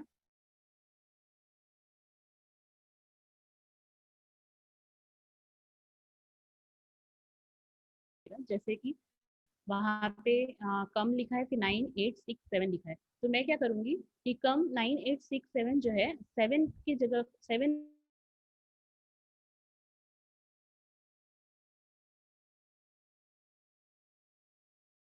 ये बच्चे का एक कंफ्यूजन। ऑटिस्टिक बच्चा सिंस उसका IQ बहुत अच्छा होता है, बहुत इंटेलिजेंट होता है ये बच्चा, जब ये 8 के बाद जब ये 6 उसको 7 में जंप करना रहेगा, तो वो सोचेगा कि 7 तो गायब है और यहाँ पे तो 6 लिखा हुआ है, तो ये है क्या। तो वो पहले वहाँ की इमेजेस को काउंट करेगा, फिर उसको क्लियर करेगा कि नहीं यही 7 है, तो वो 8 से फिर 7 की तरफ जंप करेगा। तो इस तरीके से आप इसमें कुछ ना कुछ एजुकेशनल चीजें डालने की कोशिश कर सकते हैं, मॉडिफिकेशन कर सकते हैं।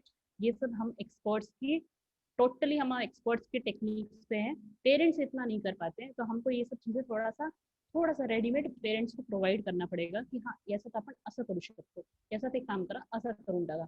अभी जैसे ये 9867 लिखा है, आप यहाँ पे जनवरी फरवरी लिख सकते हो, आप यहाँ पे आठवड़ा पूर्ण, रविवार सोमवार ऐसे भी लिख सकते हो। तो उसमें से क्या क्योंकि ये बच्चे बोलते भी नहीं है, ज़्यादा कम्युनिकेशन भी नहीं है, तो जब कोई चीज़ गायब हो जाती है तो बच्चे खुद डिमांड करते हैं कि मैं अब इसके बाद क्या है, तो वो अपनी तरफ देखेगा, अपने अपने से कम्युनिकेट करने की कोशिश करेगा कि यहाँ का क्या गायब है। तो एक तरीके से कम्युनिकेशन इंप्रूव होने का भी काफी चांसेस है जब हम कुछ ट्रिकी चीजें इन सब चीजों में डाल देते हैं। लेकिन उसके लिए पहले आपको ऑटिस्टिक बच्चे के साथ ये सब चीजें 1-2 हफ्ता करनी पड़ेगी। जब वो उसको यूज टू हो जाएगा ना, उसके बाद इसमें से एक एक चीजें आपको मॉडिफाई करनी पड़ेगी ताकि उसको थोड़ा सा डिफिकल्टी जाए। ठीक है, सेकेंड वाली इमेज ये काफी क्लियर है। ये पोजीशन में भी बच्चे नहीं आते, हम लोग क्लिनिक्स में थेरेपी सेंटर पे फ्रॉग जंपिंग कराते हैं, मतलब बच्चों को मेंढक मेंढक कूदी जो बोलते हैं, हम लोग स्कूल में ये जंप करते थे, फ्रॉग जंप रेस, ये सब जो रेस होते हैं ना, सैक रेस, बोरे के अंदर भागना, ये सब जो रेसेस होती है वो ऑटिस्टिक बच्चों को एक थेरेपी का टेक्निक्स बोलकर यूज किया जाता है। ये सब सेंसरी इंटीग्रेशन टेक्निक्स में आते हैं फॉर वेस्टिबुलर सेंसेस। ओके, ये कुछ इजी पोजीशंस हैं, ये आप करवा सकते हैं। इसमें मैंने सिर्फ एक कुछ सेंटेंसेस को लेके किया हुआ है, जैसे कि से हेलो टू सन। जब आपको हेलो करना है सन को तो आपको दोनों हाथ ऊपर करने ही पड़ेंगे, दोनों हाथ की मूवमेंट ऊपर होनी ही चाहिए। जब आपको पेड़ बनना है तो एक पैर फोल्ड करना ही पड़ेगा। जब आपको उड़ना है तो आपको आपके सारे बॉडी पार्ट्स को हवा में रखना ही पड़ेगा। ये जो चीज़ें हैं ये हम लोग बच्चों की चैप्टर्स के हिसाब से कुछ ना कुछ उसमें थेरेपी की चीज़ें इंक्लूड कर सकते हैं। तो मैंने यहाँ पे कुछ योगा की पोजीशंस इंक्लूड करके रखी हुई है, वो आप लोग ध्यान से देखिए। तो ये ऑल डिपेंड्स कि हम एक्सपर्ट्स इसको किस तरीके से हम इंक्लूड करते हैं, हम लोग कौन सा जैसे कि फर्स्ट वाला जो है से हेलो टू सन, आप इसमें ये भी ले सकते हो, हेलो टू सन न लेके हम ये भी ले सकते हैं कि रेनी सीजन है, मुझे हम सीजन सिखा रहे हो, rainy season, winter season, summer season, हम लोग ये ऋतुएं सिखा रहे हो, तो ऋतुएं सिखा रहे हो तो उसमें बारिश का सीजन होगा, तो हम छाता कहाँ खोलेंगे, ऊपर कहाँ, ऊपर होगा या कहाँ होगा। तो ये पोजीशंस दिखाने के लिए भी आप हैंड्स की पोजीशंस वगैरह दिखाने के लिए कुछ पोजेस यूज कर सकते हैं। ये ऑटिस्टिक बच्चों में बहुत काम करती है क्योंकि ऑटिस्टिक बच्चों का आईक्यू काफी अच्छा होता है। ये एक ग्रास्पिंग के लिए यूज होता है, ग्रास्पिंग, और ये एक्टिविटी हम लोग पेरेंट्स को बता सकते हैं, ग्रास्प और रिलीज मतलब पकड़ और छोड़, पकड़ और छोड़। उसके लिए इसमें बड़े एडवांस कुछ बॉल्स यूज किए गए कॉटन के, आपको ये सब देने की जरूरत नहीं है। पेरेंट्स को आप सीधा सीधा बताओ कि फटे हुए जो सोफा होते हैं उसके स्पंज कहीं भी मिल जाते हैं, उसको काट के रख लो और उसको भी यूज कर सकते हो, या फिर छोटे छोटे कपड़ों के बॉल्स बना लो, वो भी यूज किया जा सकता है। यहाँ पे जो पिन्स है ये क्लिप्स की जगह पर हम घर में जो लोकल यूज तो जो क्लिप्स होती है वो भी यूज कर सकते हैं। बस बच्चे को हमको प्रैक्टिस करवानी है कि हाथ में कैसे उसको प्रेस करें और कैसे उसको रिलीज करें।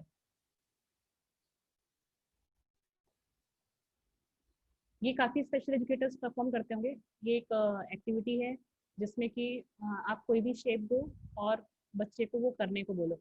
आप इसमें एक मॉडिफिकेशन कर सकते हैं कि यही सब चीजें जिसको हम ब्रेन जिम एक्टिविटी भी बोल सकते हैं, आप यही चीज को दोनों हाथ से करने को बोलिए, एट अ टाइम दो हाथ से दो पेपर्स पे वो लगाएंगे। और ऑटिस्टिक बच्चे काफी इजीली परफॉर्म करते हैं इसको, ऑटिस्टिक के लिए भी और बौद्धिक अक्षम हो तो उसके लिए भी ये यूज कर सकते हैं। मतलब दोनों हाथ से at a time same activity करवानी है, तो उससे उसका जितना भी ब्रेन डेवलप होना है, बायलिंगुअल मतलब दोनों साइड का उसका ब्रेन डेवलपमेंट इजीली होगा। और ऑटिस्टिक बच्चों में काफ़ी काम आता है ये, इसको हम रेंजिंग एक्टिविटी भी बोलते हैं। इसमें बटन्स यूज़ किया है, आप कुछ भी यूज़ कर सकते हैं। हम तो बच्चों को एडवाइस करें कि अगर बच्चे समझदार हैं, पत्थर वत्थर ना मारते हों तो पत्थर का भी यूज़ किया जा सकता है। अदरवाइज घर पे राजमा वाजमा हो उसको भी यूज़ किया जा सकता है, राजमा चना कुछ भी, बस थोड़ी बड़ी चीज़। ऐसा ना हो कि बच्चा राजमा चावल खा जाए या चना खा जाए, तो वैसी चीज़ें नहीं, ऐसी चीज़ें जो बच्चा आराम से रख सके और उसके साथ एंजॉय कर सके। ये है कि इजीली हम बना सकते हैं। आप मैंने एक शेप बनाया हुआ है, आप कोई भी शेप बना सकते हैं, कोई भी शेप, हाथी, घोड़ा, कोई भी शेप में बना के बस बच्चे को एक ही इंस्ट्रक्शन देना है।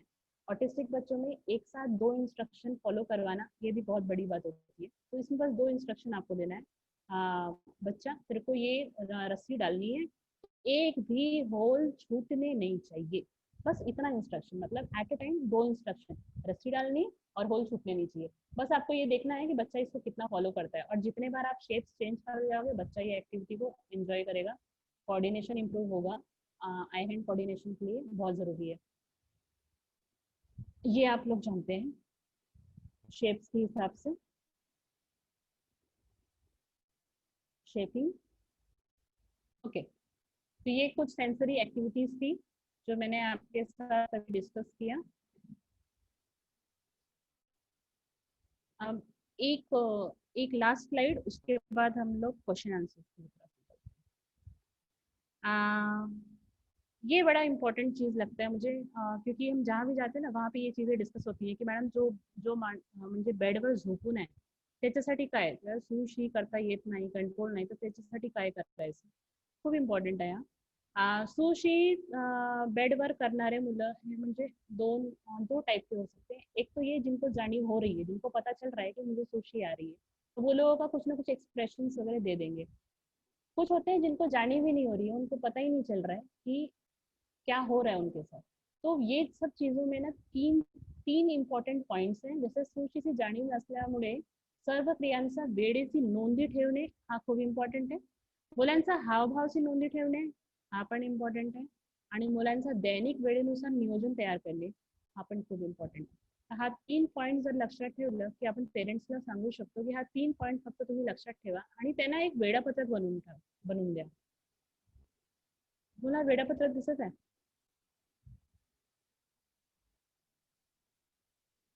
ओके. ये एक वेळापत्रक है जिसमें कि ऊपर दिवस लिखे हुए हैं, सोमवार, मंगलवार, बुधवार, गुरुवार, शुक्रवार, शनिवार, रविवार, और यहाँ पे कुछ टाइमिंग लिखा हुआ है. मैंने यहाँ जो टाइमिंग लिख रखा है, मेरा बच्चा जो है, जो मेरा जो ये होम बेस्ड स्टूडेंट है, जो ऑन बेड है, जिसको सुशी का कंट्रोल नहीं है, जिसको कि जानी भी नहीं है कि वो सुशी कर रहा है, मेरा ये बच्चा जो है सुबह 7 बजे उठता है, इसलिए मेरा पहला टाइम 7 बजे है. अगर आपका बच्चा सुबह 6 बजे उठ रहा है तो आपका पहला टाइम 6 होना चाहिए. ठीक है. मेरा बच्चा जो है, जनरली उसके पेरेंट्स बोलते हैं कि मैडम हर 2 घंटे 1.5-2 घंटे में तो कर ही देता है, तो इसलिए मैंने यहाँ पे 2 घंटे का टाइमर लगा रखा है. आपका अगर पेरेंट्स बोल रहे हो कि मेरा बच्चा हर 1 घंटे में कर रहा है तो टाइमर 1 घंटे का लगाइए. स्टार्टिंग में आपको ये वेड़ापत्रक जो है बच्चों के पेरेंट्स को 1 हफ्ते के लिए फॉलो करने के लिए देना है. 1 हफ्ता या 10 दिन बहुत हो गया. 10 दिन के अंदर काफी क्लियर हो जाता है कि बच्चों का पैटर्न क्या है टॉयलेट का. तो इसमें सबसे पहले जैसे कि सुबह 7 बजे सोमवार को उसने टॉयलेट किया तो मैंने इसको राइट किया. मंगलवार को नहीं किया, बुधवार को नहीं किया, गुरुवार को किया, शुक्रवार को नहीं किया. सेम वैसे ही 9 बजे का, 11 बजे का, 1, 3, 5, 7, 9, इस तरीके से जब तक वो सोता नहीं तब तक का मैंने ये 2-2 घंटे के गैप में बना रखा. ठीक है. तो अब यहाँ पर आप जितने भी येलो चीजें दिख रही हैं, जैसे कि सुबह 7 बजे, 1 हफ्ते का ये पूरा प्लानिंग है. सुबह 7 बजे ये बच्चा 4 बार, मतलब 7 में से 4 बार करता है. इसका मतलब 7 में से 4 मतलब मोर देन 50% टाइम कर रहा है. तो ये टाइम जो होगा, ये चांसेस है कि इसमें वो करेगा. सुबह 9 बजे 1, 2, 3, 4, 5 बार कर रहा है, इसका मतलब ये भी कंफर्म टाइम है कि इसमें भी कंफर्म वो करने के चांसेस हैं. 11 बजे उसने 2 ही बार किया है, मतलब हफ्ते में 2 बार किया है, तो मतलब ये जो चांस है वो नहीं है. दोपहर का 1 बजे 6 बार ये कंसिडर करेंगे. तो इस तरीके से हमको टाइमिंग पता चल जाएंगे. जैसे मुझे सुबह 7 बजे का, सुबह 9 बजे का, दोपहर का 1 बजे का, उसके बाद शाम को 5 बजे का, फिर रात में 9 बजे का, ये कंफर्म टाइमिंग पता चल चुका है. इसके बीच में बच्चा करता है तो that is not the issue. कभी कभी हो सकता है, नॉर्मल इंसान से भी हो सकता है. तो लेकिन ये जो 5 टाइमिंग है ये मुझे कंफर्म हो चुके हैं. तो ये 5 टाइमिंग पे मेरा काम होगा एज अ पेरेंट. मैं बच्चे को वहां से उठाऊंगी और उसको वो पोजीशन दूंगी जिस पोजीशन में बच्चा टॉयलेट करने के लिए कंफर्टेबल होगा. भले ही वो बच्चा करे या ना करे, हमारा काम है कि ये पोजीशन देना. और ये पोजीशन देने के बाद बच्चा टॉयलेट करता है तो ओके, नहीं करता है तो उसको बैक लाइए. लेकिन जब हम बार बार ये चीज़ प्रैक्टिस करेंगे तो बच्चे को आदत पड़ जाएगी कि एक टाइमिंग है जब मुझे वहाँ लेके जाया जाता है और उसी टाइम पे मुझे वहाँ पे टॉयलेट करनी है. तो इस तरीके से बच्चे का टॉयलेट का जो कंट्रोलिंग है वो काफ़ी आ सकता है. तो हम उस तरीके से टॉयलेट का कंट्रोलिंग पेरेंट्स को बता सकते हैं. पेरेंट्स का काफ़ी इससे इशू जो है वो क्लियर होने के चांसेस रहते हैं. पेरेंट्स काफ़ी मतलब इससे रिलीफ मिलता है कि हाँ चलो, मतलब कम से कम इतने बार तो भी ये बच्चा जब हम ले जाते हैं तभी टॉयलेट करता है. मतलब वो उसका एक पोजीशन जैसे ही बिठाया जाएगा उसको तब वो करेगा. तो ये एक पोजीशन आना ज़रूरी है. ओके. तो ये हो गया वेड़ापत्रक.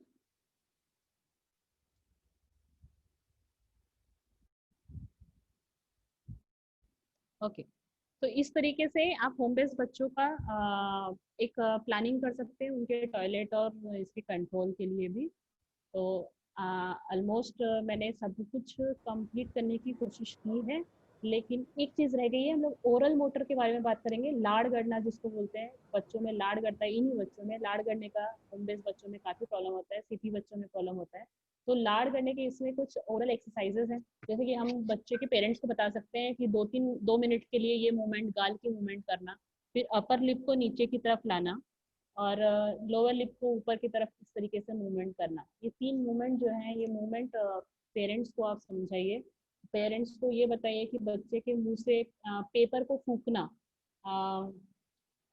जैसे कि पेपर है इसको फूकना, तो ये फूकने के बाद ये पेपर जो होगा इसका मूवमेंट शुरू होगा.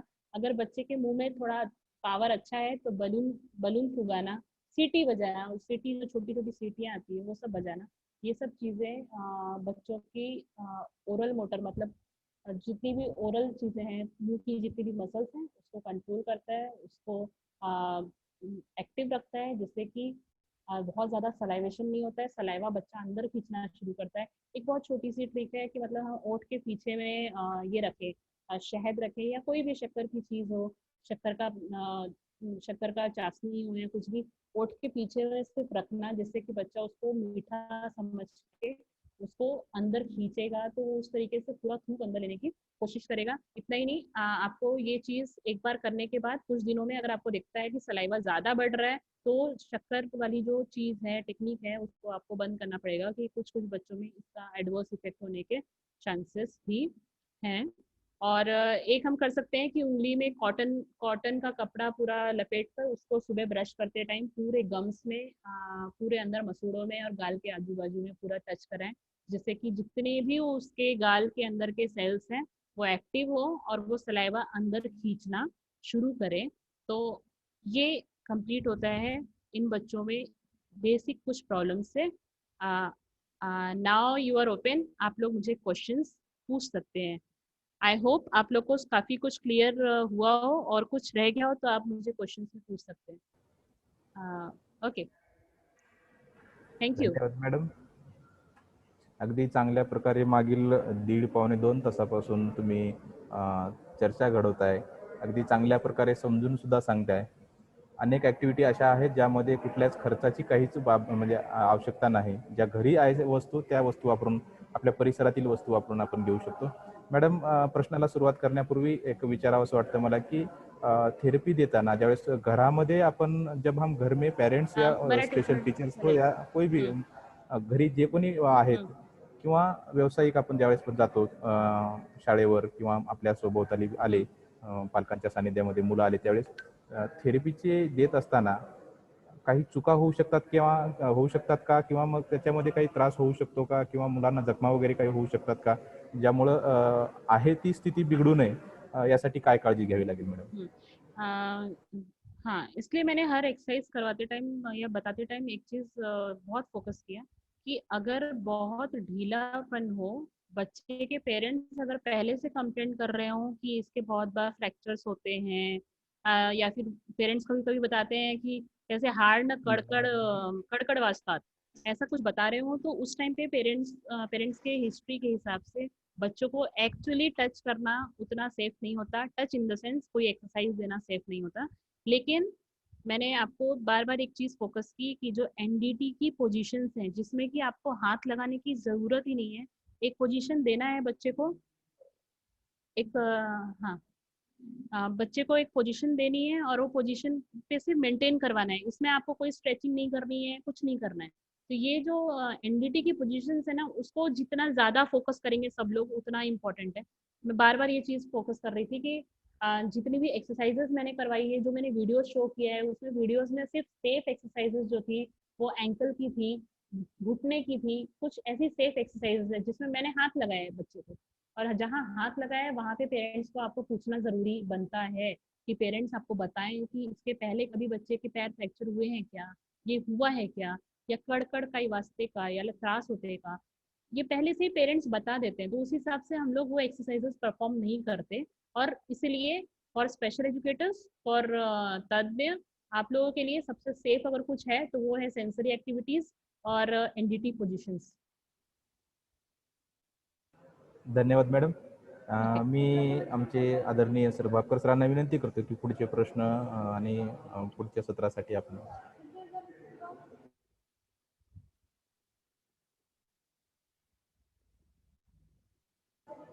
भापकर सर.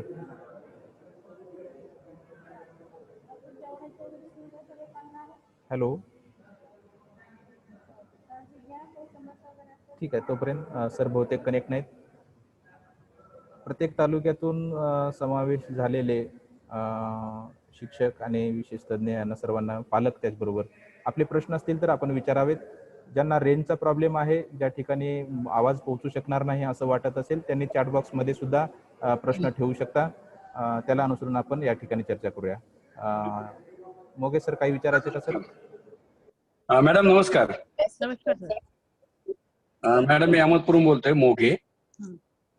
मस्क्युलर डिस्ट्रॉफीची जी मुलं असतात तर त्यांना फिजिओथेरपीचा कितपत उपयोग होतो? ऍक्च्युली मस्क्युलर डिस्ट्रॉफीची जे मुलं आहे, जर ते डीएमडी असेल म्हणजे ड्युशन्स मस्क्युलर डिस्ट्रॉफी असेल, ड्युशन्स मध्ये कसं असते की 5 वर्षानंतर त्यांचा हळूहळू एनर्जी कमी होत जाते आणि त्याच्यामुळे त्यांचं चालणं बसणं सर्व हळूहळू कमी होत असते. जेव्हा तो स्टेज येते ना, जेव्हा हळूहळू कमी होत असते, तेव्हा आपला इम्पॉर्टंट जर फिजिओथेरपी टेक्निक म्हटलं तर एनर्जी सेव्हिंग टेक्निक आहे. त्याच्यात आपल्याला त्यांची एनर्जी सेव्ह करायची आहे. एनर्जी म्हणजे वाया नाही गेली पाहिजे. त्यासाठी काय करायचं, आपण त्यांना फोर्स नाही करायचा की तू हा मुवमेंट कर, तू असं चालून दाखव, तू असं पायऱ्या चाल, असं अजिबात नाही करायचं. आपल्याला सर्व जेवढे जॉईंट्स आहे ना त्याचे मुवमेंट आपल्याला करून द्यावं लागेल, म्हणजे पॅसिव्हली करावून द्यावं लागेल. आपण जर त्यांचे पूर्ण जॉईंट्स मूव्ह करून देणार, जसा हात जो आहे त्याचे हात तुम्ही स्वतः जर हात पाय पूर्ण मूव्ह करून देणार, त्याचे पूर्ण जॉईंट्स मोकळे राहणार, जॉईंट्स लॉक नाही होणार, पहिली गोष्ट. आणि दुसरी गोष्ट, त्याची स्वतःची एनर्जी जाणारच नाही, कारण तुम्ही ताकद लावत आहे, तर त्याची एनर्जी सेव्ह होणार. तर आपण त्याची एनर्जी सेव्ह केल्यानंतर आपण त्याची लाईफ थोडी वाचवू शकतो, म्हणजे थोडा एक्सटेंड करू शकतो. पेशंटच्या प्रतिसादानुसार, हा, रिस्पॉन्स नाही, रिस्पॉन्स नुसार नाही, पेशंटचा टाईप नुसार. डीएमडी आहे की काय आहे. जर डीएमडी असेल तर मी आता जे सांगितलं ते फक्त डीएमडी ला लागू होते, ड्युशेन्स मस्क्युलर डिस्ट्रॉफीला लागू होते. लक्षात ठेवा, डीएमडी, ड्युशेन्स मस्क्युलर डिस्ट्रॉफी. आपल्याला जे मुलं आहेत ते मॅक्झिमम डीएमडी चे भेटतात, ज्यांची लाईफ फक्त 18 वर्ष किंवा 20 वर्ष असते, म्हणून मी हा डिस्कस केलंय. पण माझ्याकडे अजून 2-3 विद्यार्थी आहे जे मस्क्युलर डिस्ट्रॉफीचे आहे, पण त्यांना डीएमडी नाही, त्यांनी दुसरीच मस्क्युलर डिस्ट्रॉफी आहे, ज्याच्यात मला एक्सरसाइज करून द्यावंच लागते, कारण त्यांचे जॉईंट्स आपोआप लॉक होणे सुरू होऊन जाते. आणि आपण त्यांना प्रोवोक नाही करायचं की म्हणजे तू स्वतः सर्व मुवमेंट कर, आपल्याला त्यांना करून द्यावं लागेल. लाईक आपण ज्यांना लकवा असते त्यांना लकवामध्ये आपण स्टार्टिंगचा जो फेज असते ना, ते स्टार्टिंगच्या फेज मध्ये आपण त्यांना करून देतो पूर्ण मुवमेंट. ते स्वतः करू शकत नाही ना, तर आपण करून देतो. त्या हिशोबाने यांना घ्यायचं. कारण जर तुम्ही यांना सांगणार ना की नाही तू स्वतः मुवमेंट कर, तर तो त्याची एनर्जी वेस्ट होणार, आणि आपल्याला त्याची एनर्जी अजिबात वेस्ट करायची नाहीये. कारण basic physiotherapy is energy saving technique for muscular dystrophy. Madam, ह्याला एक जोडून आणखीन एक माझा असा प्रश्न आहे. हो. जास्तीत जास्त बॉईज मध्येच अशा प्रकारची स्थिती दिसून येते मस्क्युलर डिस्ट्रॉफीची, तर गर्ल्स मध्ये सुद्धा असू शकते का? गर्ल्स मध्ये येतात, पण खूप रेअर आहे, कारण गर्ल्स नेहमी कॅरियर असतात. गर्ल्स नेहमी हा डिझीज घेऊन समोर जातात, आणि गर्ल्स मध्ये शो होणे हा खूप कमी प्रकार आहे, म्हणजे बिलकुल नेग्लिजिबल. पण मी एक केस बघितली आहे, जे गर्ल्स मध्ये पण एक केस बघितली आहे, आणि ती हॉस्पिटलमध्ये पूर्ण ऍडमिट होती, तेव्हा मी बघितली आहे तिला. म्हणजे पेरेंट्सला वाटलं की ती फक्त कॅरियर असेल, पण त्याच्यामध्ये 14-15 वर्षानंतर ते प्रोवोक झाला, आणि तिची लाईफ पण 22-23 पर्यंत होती. आणि कमी, म्हणजे गर्ल्स केसेस खूप रेअर आहे. गर्ल्स मध्ये सामान्यतः होत नाही, ती कॅरियर असतात म्हणून. बॉईज मध्ये डॉमिनेंट आहे. ठीक आहे, मॅडम, थँक्यू. ओके. हा सर.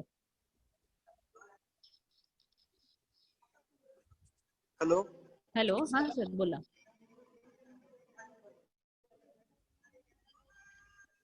हॅलो सर बोला, तुमचा आवाज येतोय. सर.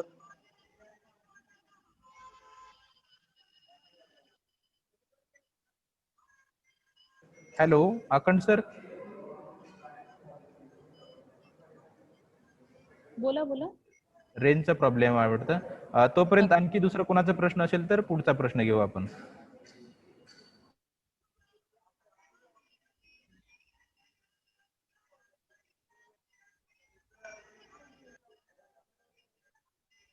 सर आवाज नहीं आ रहा जी. हमको आवाज आ रहा सर आपका.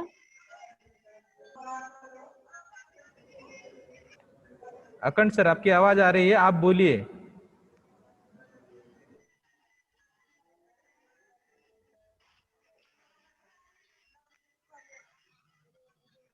नेटवर्कचा इश्यू आहे वाटतं. आणखी कोणी जर प्रश्न असेल विचारायचं मुलांना अनुसरून पालक आपल्या सोबत जॉईन आहेत. पालकांना पण प्रश्न विचारायचे असेल तर ते विचारू शकतात. सर्व पालकांना विनंती की आपण आपल्या मुलाला अनुसरून जे काही प्रश्न आहेत ते विचारू शकतात.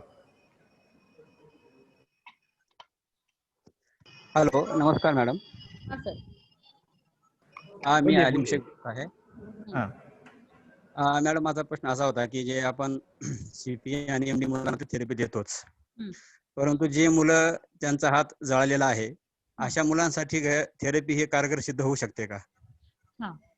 कारण का त्यांचे हात आखडलेले असतात ना, हाँ हाँ, गुड गुड. त्याच्यामुळे ही थेरपी कारगर सिद्ध होऊ शकते का? Good question. जर बर्न जो आहे जो म्हणजे जळणं आहे तो रिसेंट असेल आणि ऍक्च्युली जेव्हा बर्न एकदम अॅक्यूट असते खूप म्हणजे आताच काही वेळात जळलाय आणि 7 दिवसात आपण त्याचं ड्रेसिंग वगैरे करतो, तसं आपल्याला असं वाटतं की त्यांचा जसा हात जळलाय तर हात जसं जळलाय तर आपण हात त्यांचा असं होऊन जाते, तर आपल्याला असं वाटतं की आता यांचा हात ओके. सरळ नाही केला पाहिजे, नाहीतर पस निघणार, नाहीतर असं होणार तसं होणार, असं अजिबात नसते. 7 डेज झाले की यांचा हात आणि जे पण पार्ट जळलाय ना ते पूर्ण सरळ करणे खूप इम्पॉर्टंट आहे. याच्यात ना पोझिशनिंग खूप इम्पॉर्टंट आहे. जर आपण स्वतः तुम्ही त्याने हातावर जर सरळ करू शकत नाही तर स्प्लिंटिंग इम्पॉर्टंट आहे. स्प्लिंट वापरा. स्प्लिंटचा पण वापर होते. कारण ना आम्ही जेव्हा मेडिकल कॉलेजमध्ये असतो ना तेव्हा आमची पोस्टिंग बर्न वॉर्डमध्ये व्हायची आणि 95% बर्न केसेस आम्ही त्यांना पूर्ण मूवमेंट द्यायचो, पूर्ण पॅसिव्ह ओके. आपण स्वतः करून द्यायचं त्यांचा हात पाय वगैरे सरळ वगैरे सर्वच. पस निघो किंवा काही निघो काही प्रॉब्लेम नाहीये, कारण एकदा त्यांची पूर्ण स्किन डेव्हलप झाली, कॉन्ट्रॅक्चर आला म्हणजे पूर्ण कॉन्ट्रॅक्चर आला की ह्या पूर्ण टाईट होऊन जाणार. त्याच्यानंतर प्लास्टिक सर्जरी शिवाय काही पर्याय नाही. प्लास्टिक सर्जरी केल्यानंतरच हा सरळ होणार, नाहीतर हा सरळ होणारच नाही, तुम्ही किती पण स्ट्रेचिंग करा. म्हणून जेव्हा ऍक्यूट कंडिशन असते तेव्हाच स्ट्रेचिंग करायला लागते, विदिन 7 डेज नंतरच. जेव्हा स्किन डेव्हलपमेंट मध्ये सुरू राहते ना तेव्हाच स्ट्रेचिंग करून पोझिशन देऊन द्यायचं. एक पोझिशन मेंटेन करणे खूप इम्पॉर्टंट आहे. हा, बरोबर मॅडम. म्हणजे त्याच्यामध्ये वेळ घालवायला नको. नको. बरोबर. लोकांना असं वाटते की नाही सरळ केलं तर अजून त्याचा त्रास वाढणार, असं होणार तसं नाहीये. ब्लिडिंग जर होत असेल किंवा पस निघत असेल तरी पण त्यांना एक स्ट्रेट पोझिशन देणं खूप इम्पॉर्टंट आहे. सरळ ठेवतात, नाहीतर हात शोल्डर जडलाय आणि याच पोझिशन मध्ये जर ठेवलं तर तो नेहमी याच पोझिशन मध्ये राहणार आणि त्याच्यानंतर फ्रोझन शोल्डर होऊन जाणार, शोल्डर मुवमेंटच नाही होणार, हा रेंज इतका येणारच नाही. म्हणून ओके.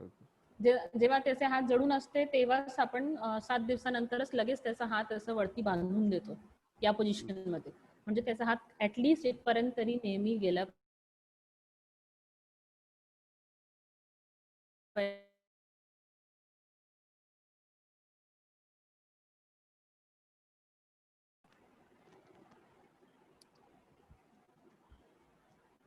अजून काही प्रश्न? आणखी विचारायचे कोणाला?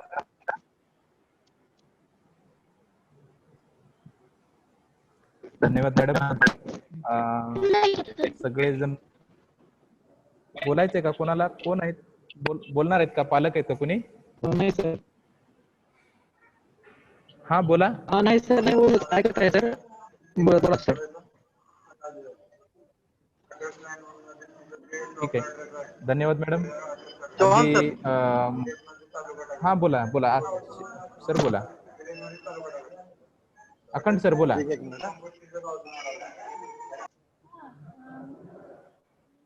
तुमचा म्यूट झालेला आहे सर. अखंड सर बोला.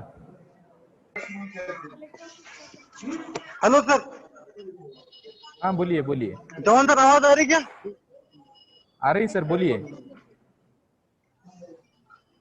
जवान सर. अखंड सर बोलिए. आ रही है आवाज? आवाज नहीं आ रहा. हेलो अखंड सर, आपकी आवाज आ रही सर, बोलिए. हेलो अखंड सर. जवान सर. आप एक तो आपके नजदीक जो भी है फोन वो फोन से भी बात कर सकते हैं, दूसरे डिवाइस से भी बात कर सकते हैं. आपके कलीग आपके साथ में कोई हो तो.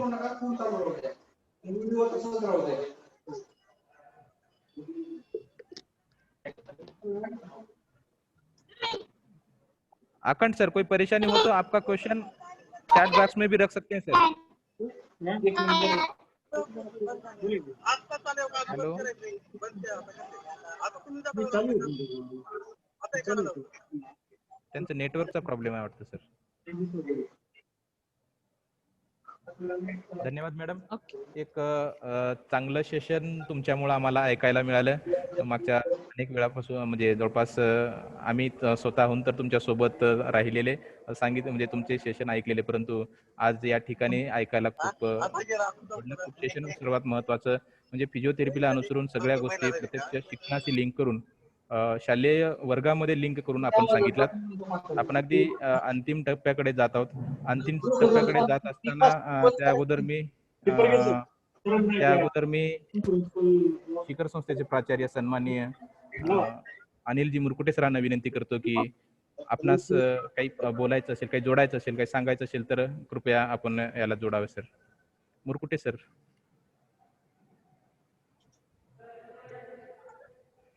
हॅलो हॅलो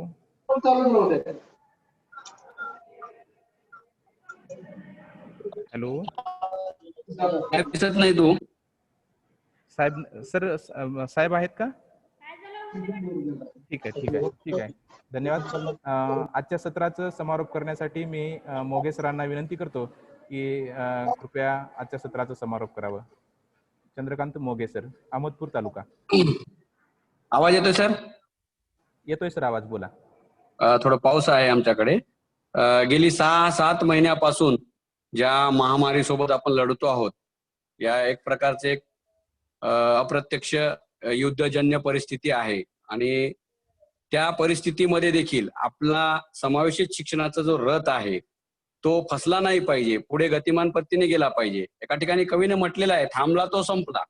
म्हणून आपण थांबलो नाही पाहिजे ह्या उद्देशाने आपल्या जिल्ह्याच्या वतीने प्रमुख विशेषतः आपले प्राचार्य सन्माननीय मुरकुटे साहेब आणि सक्षमीकरण समन्वयक भापकर सर यांच्या प्रयत्नातून गेली माझ्या माहितीनुसार 15-20 दिवसामध्ये तिसरं वेबिनार आहे. अशा प्रकारचे वेबिनारचं आयोजन केलं जात आहे. या आजच्या दिवशी वेबिनारच्या प्रसंगी उपस्थित आपल्या डाएटचे प्राचार्य सन्माननीय मुरकुटे साहेब यांनी आपल्या वेळातला वेळ काढून आपल्या या वेबिनारला उपस्थिती लावली, आपल्याला सर्वांना मार्गदर्शन केलं.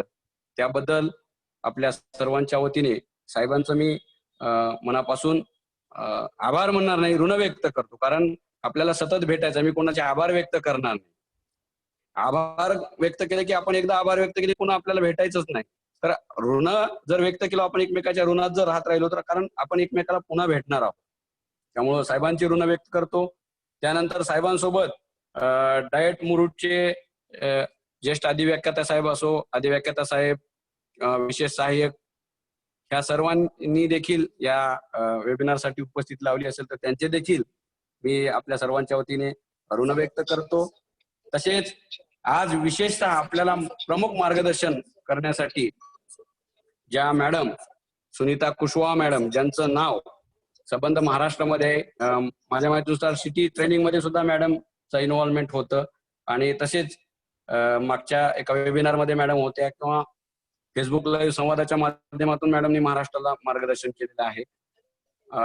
अनेक दिवसापासून मॅडमना अनेक जिल्ह्यामधून संबंध महाराष्ट्र ओळखतो. अतिशय बारकावे या फिजिओथेरपी मधले हा विषय तसा कठीण आहे. हा विषय वैद्यकीय क्षेत्राशी निगडीत आहे, मेडिक्लीन विषय आहे. तरी देखील अतिशय सोप्या भाषेत त्यांना ज्या ठिकाणी शक्य झाले त्या ठिकाणी मराठीतून सुद्धा त्यांनी अतिशय चांगल्या पद्धतीने विथ प्रॅक्टिकल, जे की विद्यार्थ्यांचे व्हिडिओ, विद्यार्थी मुवमेंट करत असताना, विद्यार्थी दैनंदिन कार्य करत असताना अनेक छोट्या छोट्या बाबीवरून त्यांनी व्हिडिओच्या माध्यमातून आपल्याशी संवाद साधला, आपल्याला मार्गदर्शन केलं. त्याबद्दल मॅडमचे देखील आमच्या डाएट परिवार लातूरच्या वतीने मनापासून ऋण व्यक्त करतो. तसेच चंद्रपूरचे समन्वयक राठोड सर यांचे देखील ऋण व्यक्त करतो. तसेच आमचे दुसरे सक्षमीकरण समन्वयक सुनील राजोरे सर, आमचे SSAचे समग्रचे समन्वयक अंगद महानोरे सर यांचे देखील या वेबिनार प्रसंगी उपस्थित राहिल्याबद्दल त्यांचे देखील ऋण व्यक्त करतो. त्याचबरोबर संबंध लातूर जिल्ह्याच्या 10 तालुक्यामधून विविध ठिकाणाहून कानाकोपऱ्यातून जिथे असतील ज्या परिस्थितीत आहेत त्या परिस्थितीमधून या वेबिनार ऐकण्यासाठी उपस्थिती लावली त्या सर्व तालुका विशेष तज्ञ, केंद्र स्तरावरील विशेष शिक्षक, आपले सर्वांचे लातूर जिल्ह्यातले सर्व पालक ज्यांना फार विद्यार्थ्यांच्या पाल्यासाठी खूप महत्वाचा हा विषय होता. मी देखील बऱ्याच पालकांना फोन करून त्यांना जॉईन होण्यासाठी मोटिवेट केलेलं आहे. असे अनेक पालक संबंध लातूर जिल्ह्यामधून या वेबिनारसाठी उपस्थिती लावली. त्या पालकांचे देखील संबंध या वेबिनारसाठी उपस्थित राहिलेल्या सर्वांचे डाएट परिवाराच्या वतीने शतशः ऋण व्यक्त करतो आणि या साहेबांच्या परवानगीने हा वेबिनार समाप्त झाला असे जाहीर करतो.